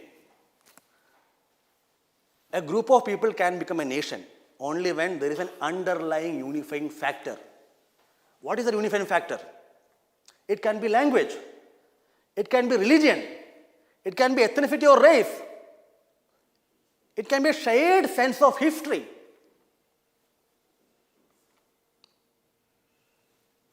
It can be an ideology, anything, but that has to be there. Now, how this nation is linked with this? I'll give you an example, you'll understand. Dutch. Spain was at war with the Dutch-speaking area. Spain wanted to control Dutch-speaking area. For Dutch is the language. So they wanted to become an independent country or independent nation.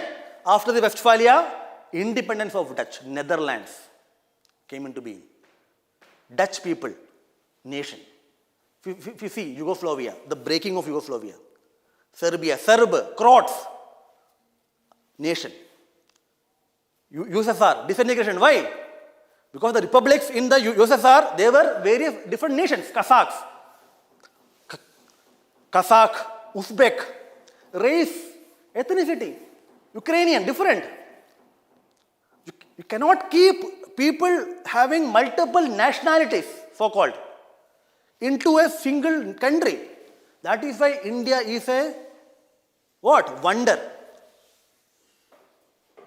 We are able to bring them together, multiple nationalities, into a common unified whole, where everybody is able to protect and practice their so-called nationality.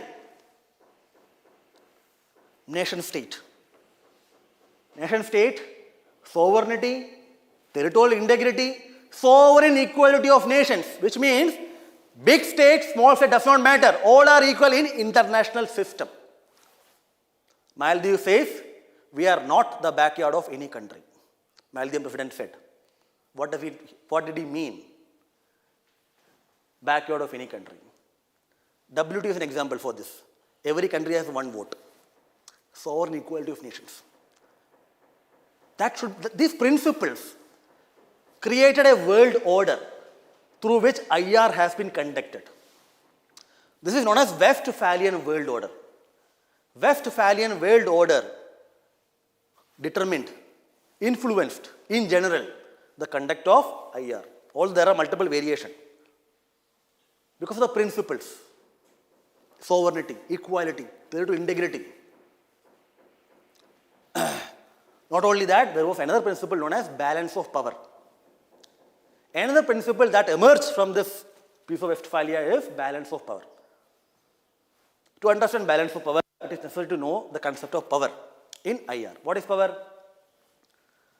In general, what is the meaning of power? Power is? To be strong. Is it necessary to be strong to exercise power? Control over something. Fine, control over something. Fine. Anything else?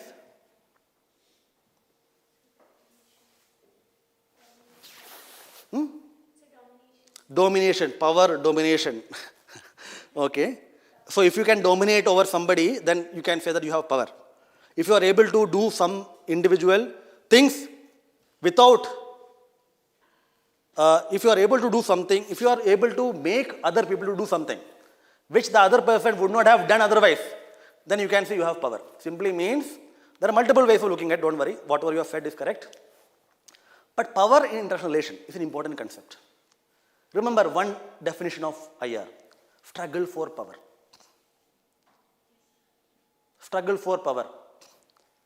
Power is the ability to influence others, or power is the ability to maximize your own self-interest, whichever way you can use it.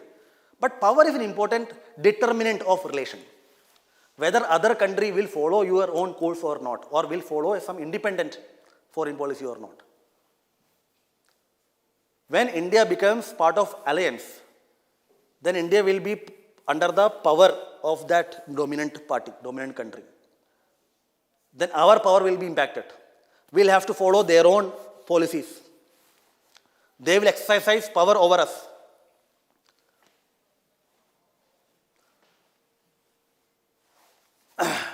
Concentration of power in one state or some states, state means country or nation, in IR is detrimental. There should be distribution of power. Power can be military power, economic power, whatever that might be. There are multiple dimensions of it. There are multiple other concepts, hard power or soft power, which we'll feed later. But power concentration is not appropriate. It's detrimental to the actual conduct of IR. Because if power is concentrated, then that country or group of countries will dominate the affairs. The distribution of power in the international system is explained by the concept of polarity. Polarity, P-O-L-A-R-I-T-Y, polarity. You must have heard these words, no? Multipolar, bipolar, unipolar. What is the polarity? Not North Pole or South Pole, polarity. The distribution of power among countries in the international system. If it is multipolar, which means the power is distributed in more than 2 or 3 countries, multipolarity. Definitely not 1 or 2. If power is concentrated in one country, then unipolarity, single. If power is divided between 2 countries, bipolarity. Multipolarity means distribution of power across various nations. If large number of countries or a significant number of countries, or let's say 5 to 6 countries for that matter, have more or less equal power, then is it possible for one country to dominate other countries?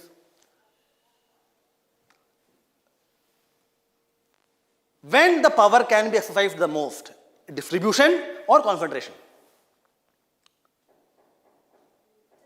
Concentration. When the power is distributed, very difficult to control or dominate others. In India, let's say, you see, this is very easy to understand. Separation of power. Separation of power.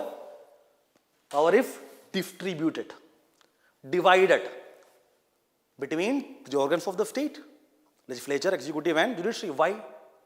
Concentration of power will mean domination, absolutism, arbitrariness, etc., etc. Divided.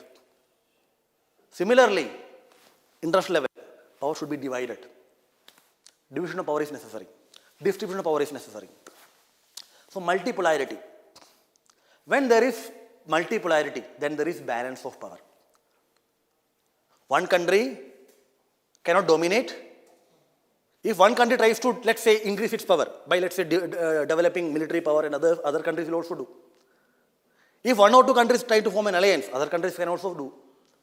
If one big country tries to dominate a small country, that small country can create an alliance with another country. Balance of power. This balance. When power is distributed, there is balance of power. When you respect territorial integrity, sovereignty, equality among nations, and when you allow independent foreign policy making, then there can be balance of power. Westphalian world order reflected balance of power. But this system came to, I would say, complete breakdown from First World War and especially Second World War. Second World War, what did Hitler do? Did he respect territorial integrity or sovereignty? No. What was the aim of Hitler? To emerge as the most powerful. So balance of power is, in fact, entire Westphalian world order, more or less crumbled. That is why we are using the phrase World War II. Sovereignty of countries were not respected, violated with impunity, right? Independence of nations have been destroyed, and integrity of nations are also being violated. But after the Second World War, the nations decided, or the world decided that we should address this problem. The issues or the challenges created by the Second World War should be addressed. This resulted into another phase of IR. Remember, 1945, UN. So countries decided that we cannot have a third world war. We should address the trust deficit. We should develop a different system. We should improve relations among countries. Trust deficit should be removed. There should be economic development, etc., etc. New organizations were set up, including Bretton Woods institutions, IMF and World Bank. This resulted into second phase of IR. This second phase is known as Cold War world order. Cold War. Now, what is this Cold War? Cold War. Hot war and Cold War. Cold War means what?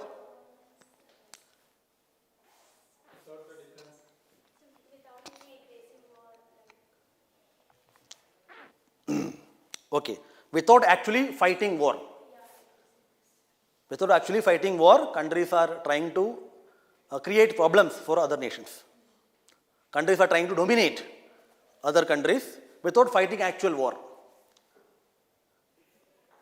This phrase of Cold War, this phrase Cold War is used to denominate or denote the tensions and conflicts between two world powers, USA You can call them superpower. USA then, USA and USSR. From end of World War to till the disintegration of USSR. Disintegration 1989 and 90. Disintegration. USSR disintegrated. So Cold War period meant that there were two blocks led by a capitalistic USA and a communist USSR. And many countries have become satellite state. Satellite means controlled by a bigger state. Hence, the world order then became bipolar. Bipolarity. Although there were other countries which did not become part of it, but in general, the world was bipolar. Bipolarity, which means what? USA and USSR, by two. The intent was to restore some semblance of Westphalian world order. But what happened? Many countries became satellite state. There were arms race. The USA and USSR was on the brink of war, another third world war. It did not happen that way, but it led to nuclear race, space race, etc., etc. This Cold War world order ended with the disintegration of USSR. USSR disintegrated as a nation, disintegrated to multiple republics. I think around 11, if I am not wrong, including Latvia, Lithuania, Estonia, Kazakhstan, Turkmenistan, Tajikistan, Uzbekistan, and there is one more, Kyrgyzstan, Ukraine. How many? 5 plus 3 plus 8, 9. There are two more. Anyway, sometimes, 11 I think. So, when the country itself, which was the leader of communist bloc, disintegrated, which means the power it held over these nations and others also dissipated, drastically reduced. A country which is not able to maintain its own territorial integrity and sovereignty, how will it maintain or help others to do it? USA became a single power. Since the disintegration of USSR, third phase started, which is known as unipolar world order.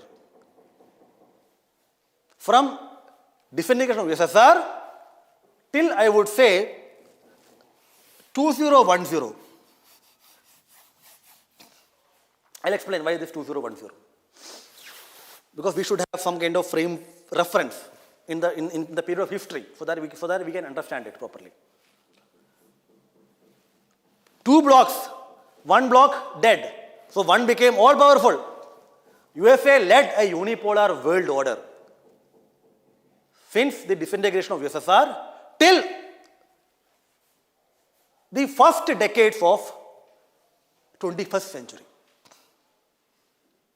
USA dominated entire world system.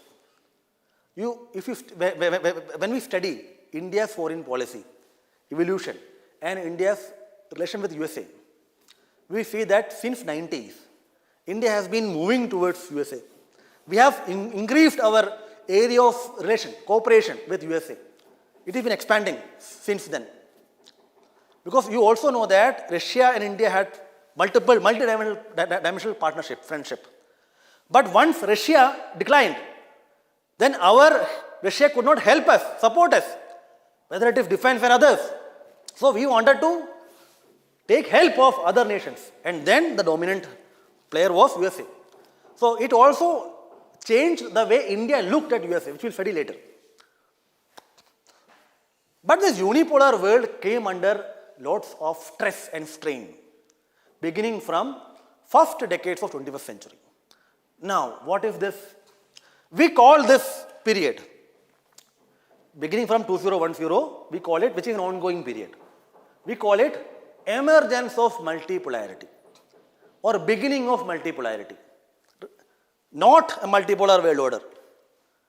We are not calling it bipolar, we are not calling it multipolar, we are simply saying emergence of multipolarity. beginning of multipolarity. If there is emergence of or beginning of multipolarity, which means that there is some damage to the power or reduction of the power of USA. We are saying this unipolarity ended and we are moving towards multipolar. Why we are saying so? Because large number of developments happened, which collectively resulted into draining of the hegemonic power. Hegemony means the ability to control others. Power of the USA. It began from Iraq war by USA. Early 2000. Iraq invaded by USA. What is the status of Iraq today? The invasion of Iraq, is it a strong state, so-called, or a failed one? Failed one. The invasion of USA in Iraq resulted into the emergence of IS, Islamic State, and the kind of situation which we see in West Asia. Which means the idea behind USA's intervention in Iraq, despite no sanction being given by the UNSC, was to export democracy to Iraq. Democracy should be there in Iraq. And Saddam Hussein using weapons of mass destruction against his own people. So replace the regime of Saddam Hussein with a democratic friendly regime. Failed completely. It was a costly war for USA. A war not only costed finances and resources but also image and status in the world. Second Afghanistan war, you know what is happening. Ultimately, USA had to withdraw. Taliban came back. Not only that, global financial crisis, 2008-9. Global financial crisis. When this COVID-19 was happening, the impact of global financial crisis was still going on. Global financial crisis dented the primacy of USA, drained wealth, and also created counter voices against USA. USA is a capitalist economy. Through World Bank and IMF, USA supported, expanded, propagated capitalistic system of economy, privatization, reduction in public sector, neoliberalism, etc., etc. Indian LPG you can see, LPG of India. But what happened? This neoliberal or liberal ideology or philosophy resulted into bank run, collapse of banks in USA. So global financial crisis not only undermined the financial base of USA but also undermined the ideological supremacy of USA. When this was going on, emergence of G20 happened. You know that when this global financial crisis happened, that is the reason that this G20 was upgraded to a summit level meeting, summit level. Earlier it was finance minister and bank governors, central bank. Because G7 was the earlier institution which controlled global economy. G7. But G7 could not control. They wanted to incorporate the emerging economies like India, China, others. So G20 became a platform. G20 means emerging economy, developing nations.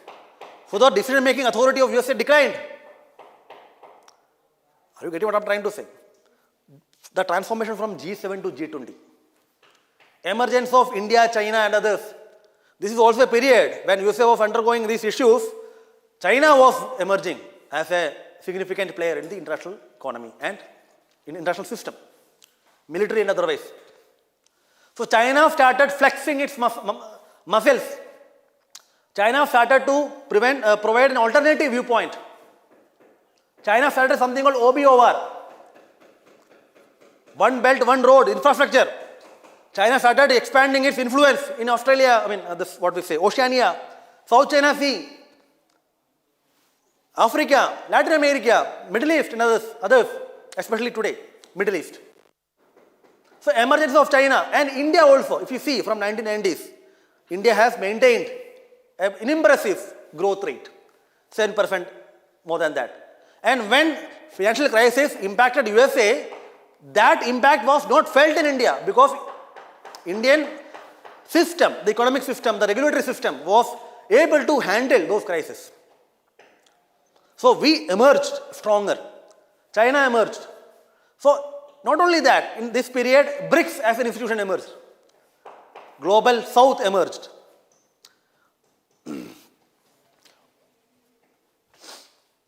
Again, there is another issue. Trump came to power in USA 16. He adopted something called a protectionist policy. He talked about deglobalization. He talked about America First policy. He talked about reduction in what? Reduction in commitment of USA in NATO budget. It says NATO is not helping us. He even took in USA from this one, Paris climate, that Paris deal. During Trump presidency, USA was taken out by Trump from climate change deal because according to Trump, nothing is called climate change. So the commitment by USA, fund, finance, etc. to Paris deal was violated by Trump. Trump increasingly took domestically, not domestically, yes, Trump increasingly took an inward-looking policy. Which means America is not willing to play the role of a mediator at the international level. All those allies which depend upon America felt that this America will not help us if something happens to us. So they try to move away from America and try to find out multiple other support structures. All these factors collectively dented, reduced that unipolar position of America.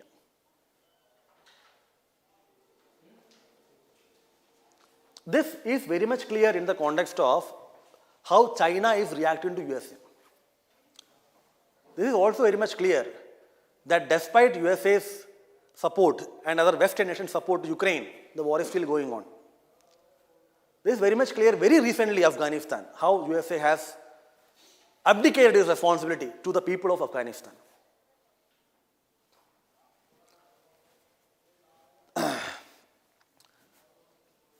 We are seeing today something called an emergence of multipolarity.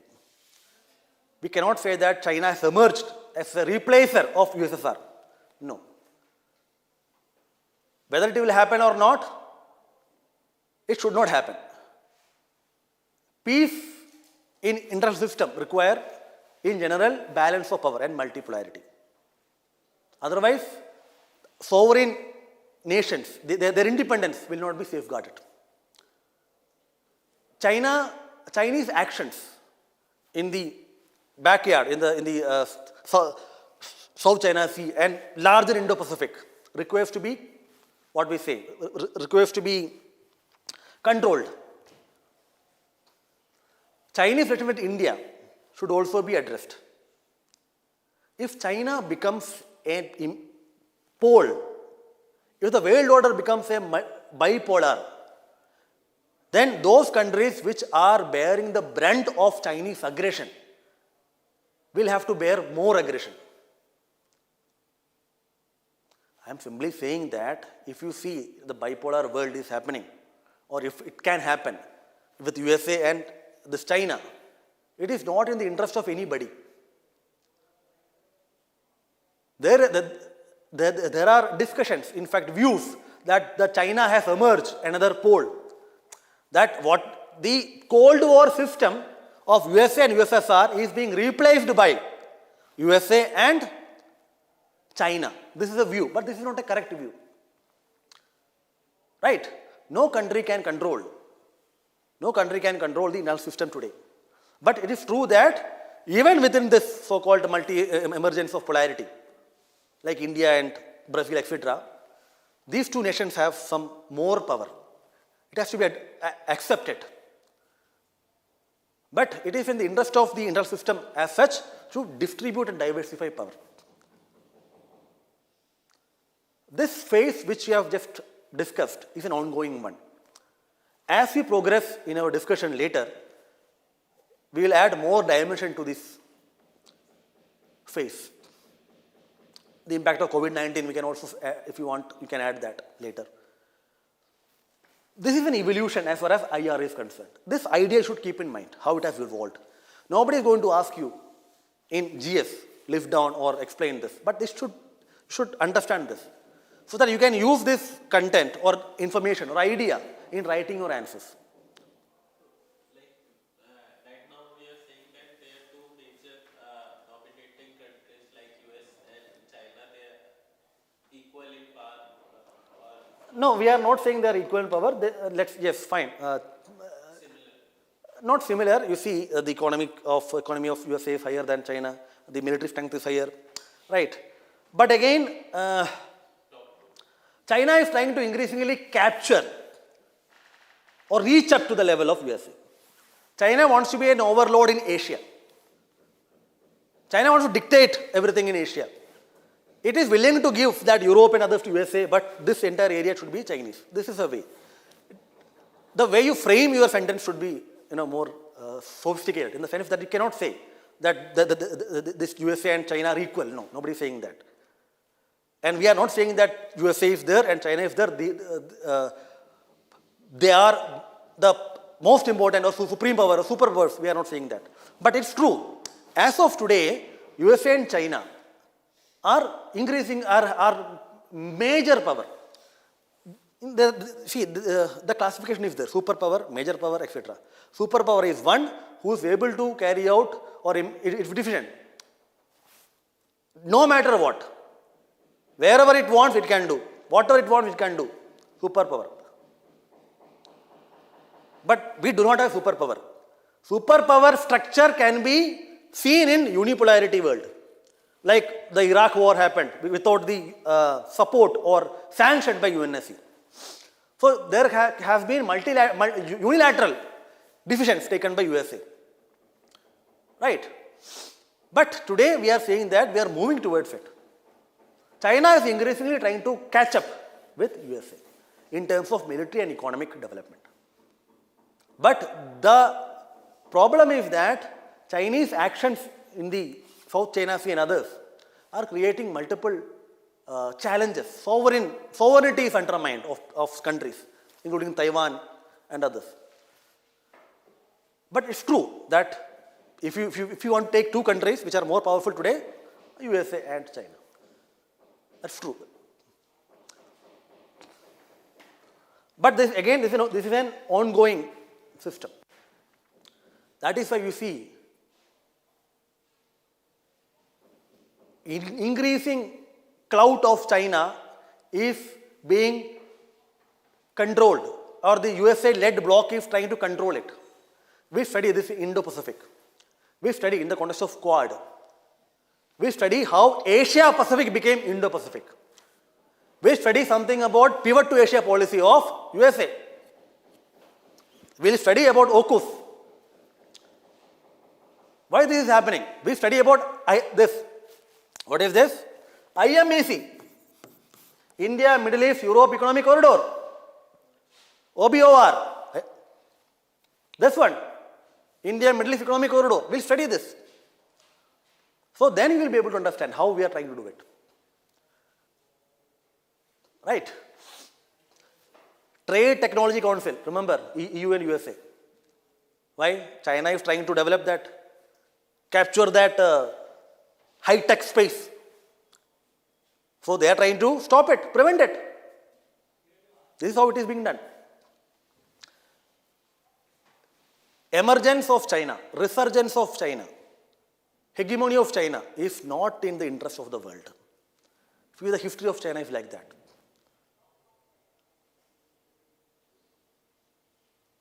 Right? especially in the context of India. We cannot have so-called superpower China at our backyard. Neither the world nor India. Now we will study, we'll have some 15 more minutes. After that, we'll end.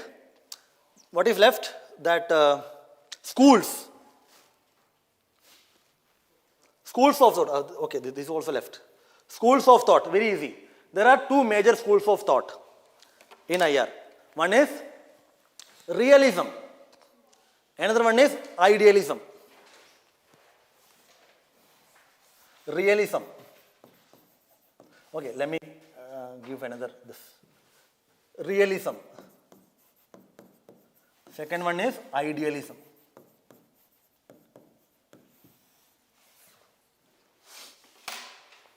Two major schools of thought. Schools of thought means two major views of looking at IR.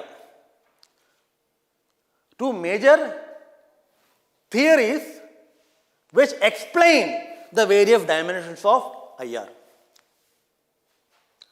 One is realist school of thought. A school of thought is something, a body of knowledge which tries to explain something. Why something is happening. What it should be. Realist school of thought. This realist school of thought starts from an assumption of human being, human behavior. According to realism, human is selfish. Human is selfish, self-centered, cruel, immoral, nasty, brutish. If humans are these, then a nation, which is a collectivity of humans, cannot be any better. When humans interact, then humans will try to maximize their own self-interest. When nations are a collectivity of human beings, when nations interact, they also try to maximize their own self-interest. A realist view of IR says that while nations interact among each other, the motive is selfishness or self-interest. Selfishness or self-interest is the guiding force of international relation. They also say that the world system is anarchical. Anarchy is prevailing in the international order. Anarchy means what? Statelessness, orderlessness, war of all against all. War of all against all. Anarchy. In such a situation, when there is anarchy, no rule of law, then the continued survival of a nation depends on self-help. The continued survival of a nation in an anarchical world order depends on self-help. Others will not help because everybody is driven by self-interest, selfishness. So if a country wants to survive, if you want to safeguard your territorial integrity and sovereignty, then you should develop self-help. You should help yourself. You should develop capacity, military, economy and others. So that you can protect the territory of your own state. If you want to become a UPSC student, you should study. Nobody will study for you. Until unless you want to help yourself, nobody can help you. This is the idea. You see, nations are selfish. I have some problem. One nation might say, I will help you, but ultimate aim is to trouble me. So nobody will help. Selfishness. So my own continued existence, survival, depends upon me only. How a nation can survive? Economic development, military capability, enhancement of security infrastructure. This is the fundamental idea. Are you getting what I'm trying to say? If this idea is taken, then we'll be able to understand another connected idea of this realism. Why the realist school of thought says that the world order is anarchical? Who enforces rule of law in India? The government, right, and its agencies. Who enforces rule of law at the international level? Who? Who enforces? Nobody. Nobody. Is there a global police? A global government? There are institutions, fine, like you and others. But they cannot enforce. Nobody can enforce. You can enter into treaties and agreement. Like Russia, then this USSR entered into an agreement with Hitler, Germany. What happened? Later Hitler attacked. So who will enforce? Who will punish Hitler then? No government. India and China signed Panchsheel agreement. 1952, what happened, you know. Who will punish China? Nobody. This is what they mean by anarchy. The world system is anarchical because there is no global government to enforce rule of law. Whatever agreement, alliances or grouping, not agreement, treaty, whatever you enter, this do not guarantee your own survival. Self-help, depend upon yourself. Be practical. There is no ethics or morality in international relation. Only pragmatism. Realistic viewpoint. You know this, be real. This phrase is being used in normal conversation. What is that? Be real. Means be real. Face the situation. Don't be emotional, sentimental. Be real. Realism. A school of thought that views that nations are selfish. No global government.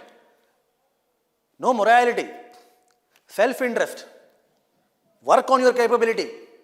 Do not depend upon others because you never know that when they pull the rug. You never know. Hence, the realist school of thought does not believe in international organization. They do not believe that UN can enforce order. They do not believe in the capacity of international organizations or global institutions for that matter to bring order, to enforce agreement, to bring peace.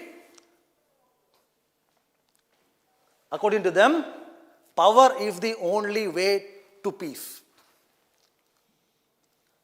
If you have power, then others will not attack you. Peace. The path to peace is paved with power. Power is the mechanism to peace. Otherwise, you will be in pieces. Fine enough? Realism. The theoretical underpinning, the theoretical basis for this realist school of thought come from thinkers like Hobbes and Machiavelli. You know this, you study ethics. Hobbes views human nature as this selfish vendetta. Because he saw the 17th century Britain, the war, civil war and others. Anyway, it's not my area, so whatever. Hobbes and Machiavelli, you know Machiavelli, Italian. Now come to this idealism.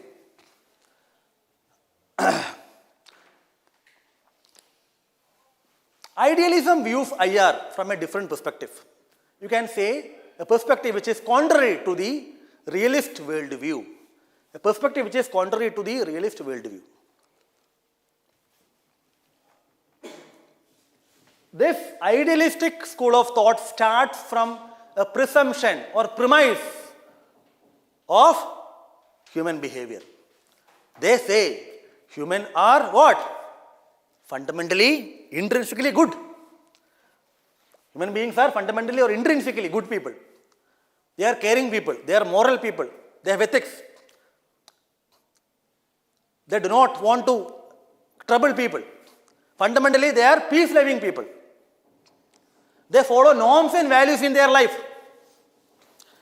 If so, then the nation, which is a collection of such behaviored people, then nation can come together and they have trust will, the deficit will be less. They can find common ground. They can build mutually beneficial relations which will be abided. There will be everlasting commitment. So the premise is this: people are inherently good, so nations can come together and they can work together, and there will be no need for power maximization. Power maximization is not necessary. If you develop good relation, better relation, based on consensus, collaboration, consultation, discussion, then problems can be addressed.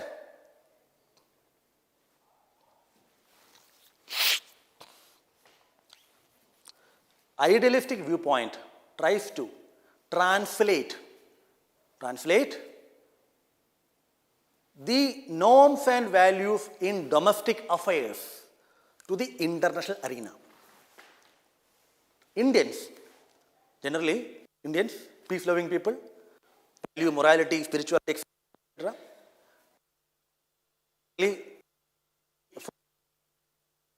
Idealistic viewpoint, the initial decades of independence.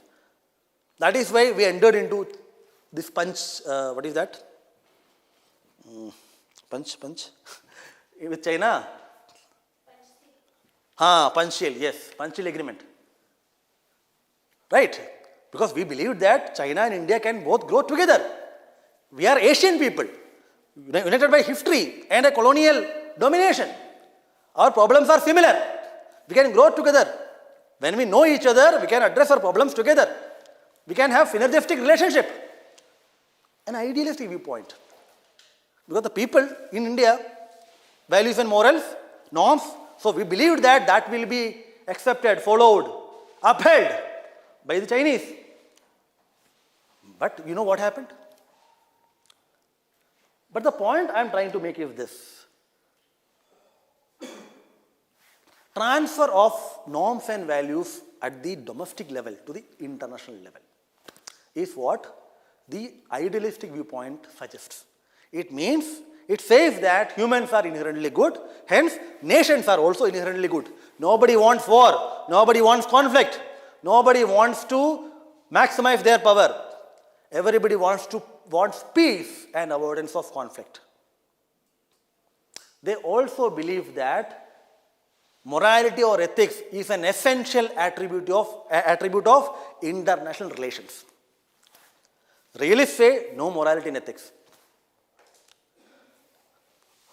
Realists will say pragmatism is the ethics of international relation.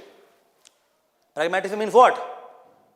Doing what is appropriate as per the context, irrespective of its moral implications or moral basis. If you want to survive, let's say, anyway, leave it, ethics. Leave it. Come back to IR. Realism, pragmatism, no morals, no ethics. Here it says the core principle, the core of IR is morality and ethics, or ethics. We are using them interchangeably. The idealist school of thought places morality at the center of international relation. Morality, doing what is right, doing what is good. Hence, they also believe in the capability of international organizations. Because according to them, international organizations are also the grouping of nations which are good. So the organization can provide platforms for consultation, deliberation, etc. and provide solutions. It can build peace. Idealistic school of thought believes in the efficacy of international institutions. Realism does not. the philosophical basis of idealism can be traced to Locke, John Locke and Immanuel Kant and others. Immanuel Kant, categorical imperative, you know this, ethics? Immanuel Kant. Immanuel Kant, K-A-N-T. So Immanuel Kant and Locke, L-O-K-E, John Locke.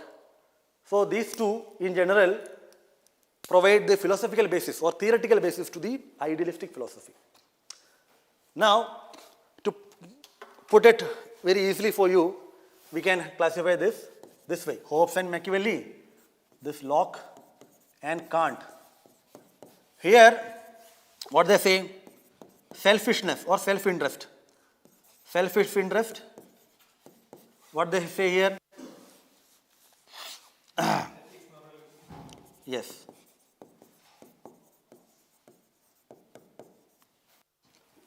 Here what they say? No belief in international organization. What they say?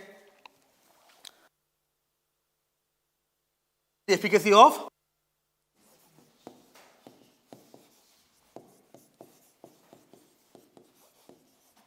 international organizations.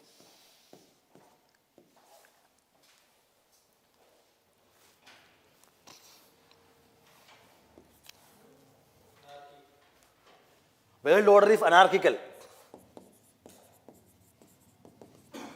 What they say? Law-abiding world system.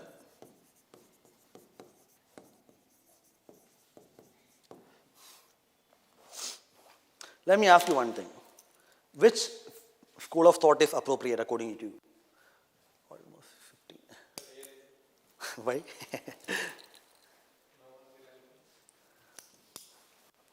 What is appropriate? How will you define? Partially means we can't choose one, right? Okay. It is a mixture of some realism and idealism. Realism and idealism. What, according to you, is the most practiced school of thought in contemporary IR? Why so? Power, sir. Power. Power. No, fine, power. How do you explain India's reaction with Russian invasion in Ukraine? From which school of thought? Realistic school of thought or an idealistic school of thought? Realistic, because we are condemning them and trying to. Realistic? National interest. Collective interest. By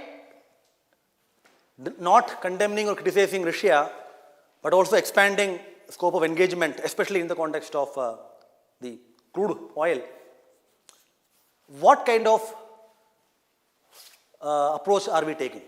Realistic approach?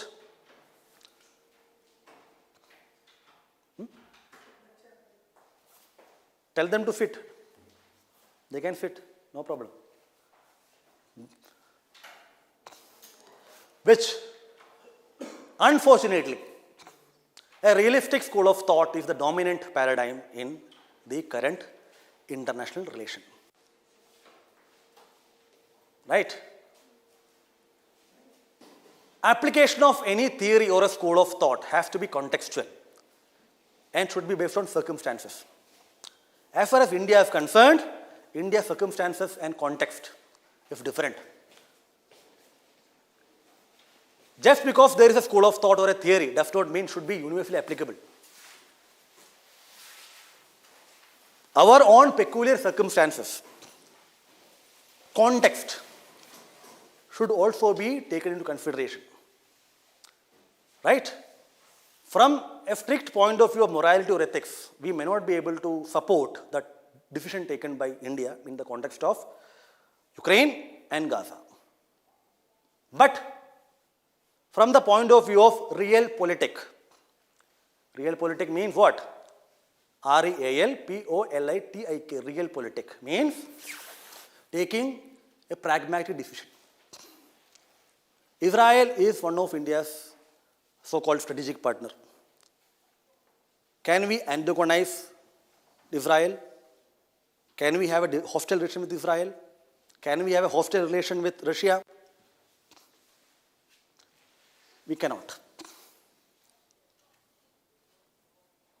Right? 5 more minutes, after that you can go. What is the time? 5. Some concepts, important terms in IR. Few things we discussed: diplomacy, track 1, track 2, 1.5, 3, 4, balance of power. Geopolitics. Geopolitics means what? Geopolitics means when geography of nations impact the conduct of international relations. Geopolitics. Geopolitics should be placed in the context of international politics rather than international relations. Geopolitics should be seen in the context of capturing power or developing more power.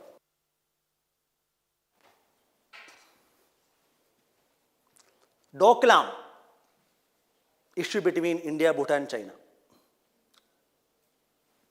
What is the economic significance of that area? Siachen, any economic significance? No. But Siachen is an important bone of contention between India and Pakistan. Geopolitics. It is difficult to separate geoeconomy with geopolitics, but whenever the term geopolitics is used, always remember the motivation of geopolitics is power. IR is struggle for power. Geopolitics. Geoeconomy, when economic consideration determine IR. Very easy. Right? Let's say India's interest in West Asia. Right? Example. The interest of USA and others in South China Sea. And the countries in the vicinity of South China Sea and their actions against Chinese aggression.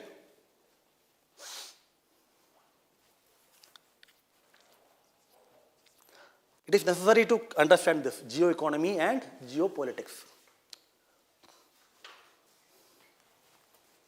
Hard power, soft power, you know, hard power.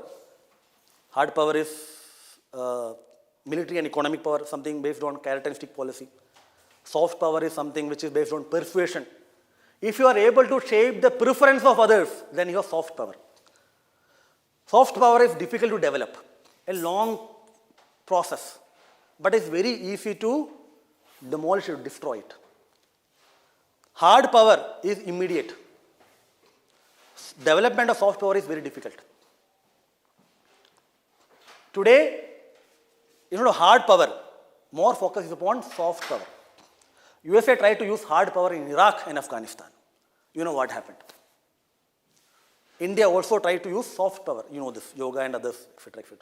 Diaspora is also a conduit for soft power. Right? Strategic autonomy. What is the meaning? If a country is able to independently carry out its own foreign policy without undue influence of other nations, then it is said that the country has strategic autonomy. Ideally speaking, no country has strategic autonomy in this world. We'll discuss that later, don't worry. Right? Anything else you want to ask? There are multiple other things which we'll study when the actual batch starts. Right? So, don't read any books. Read foundation notes, read newspaper and understand it properly. Do not waste your time by books of IR until and unless you get an interview call or mains examination you that you get an interview call. If your friend, your opponent will tell you. Do not read. Please. Right? Thank you so much. All the best.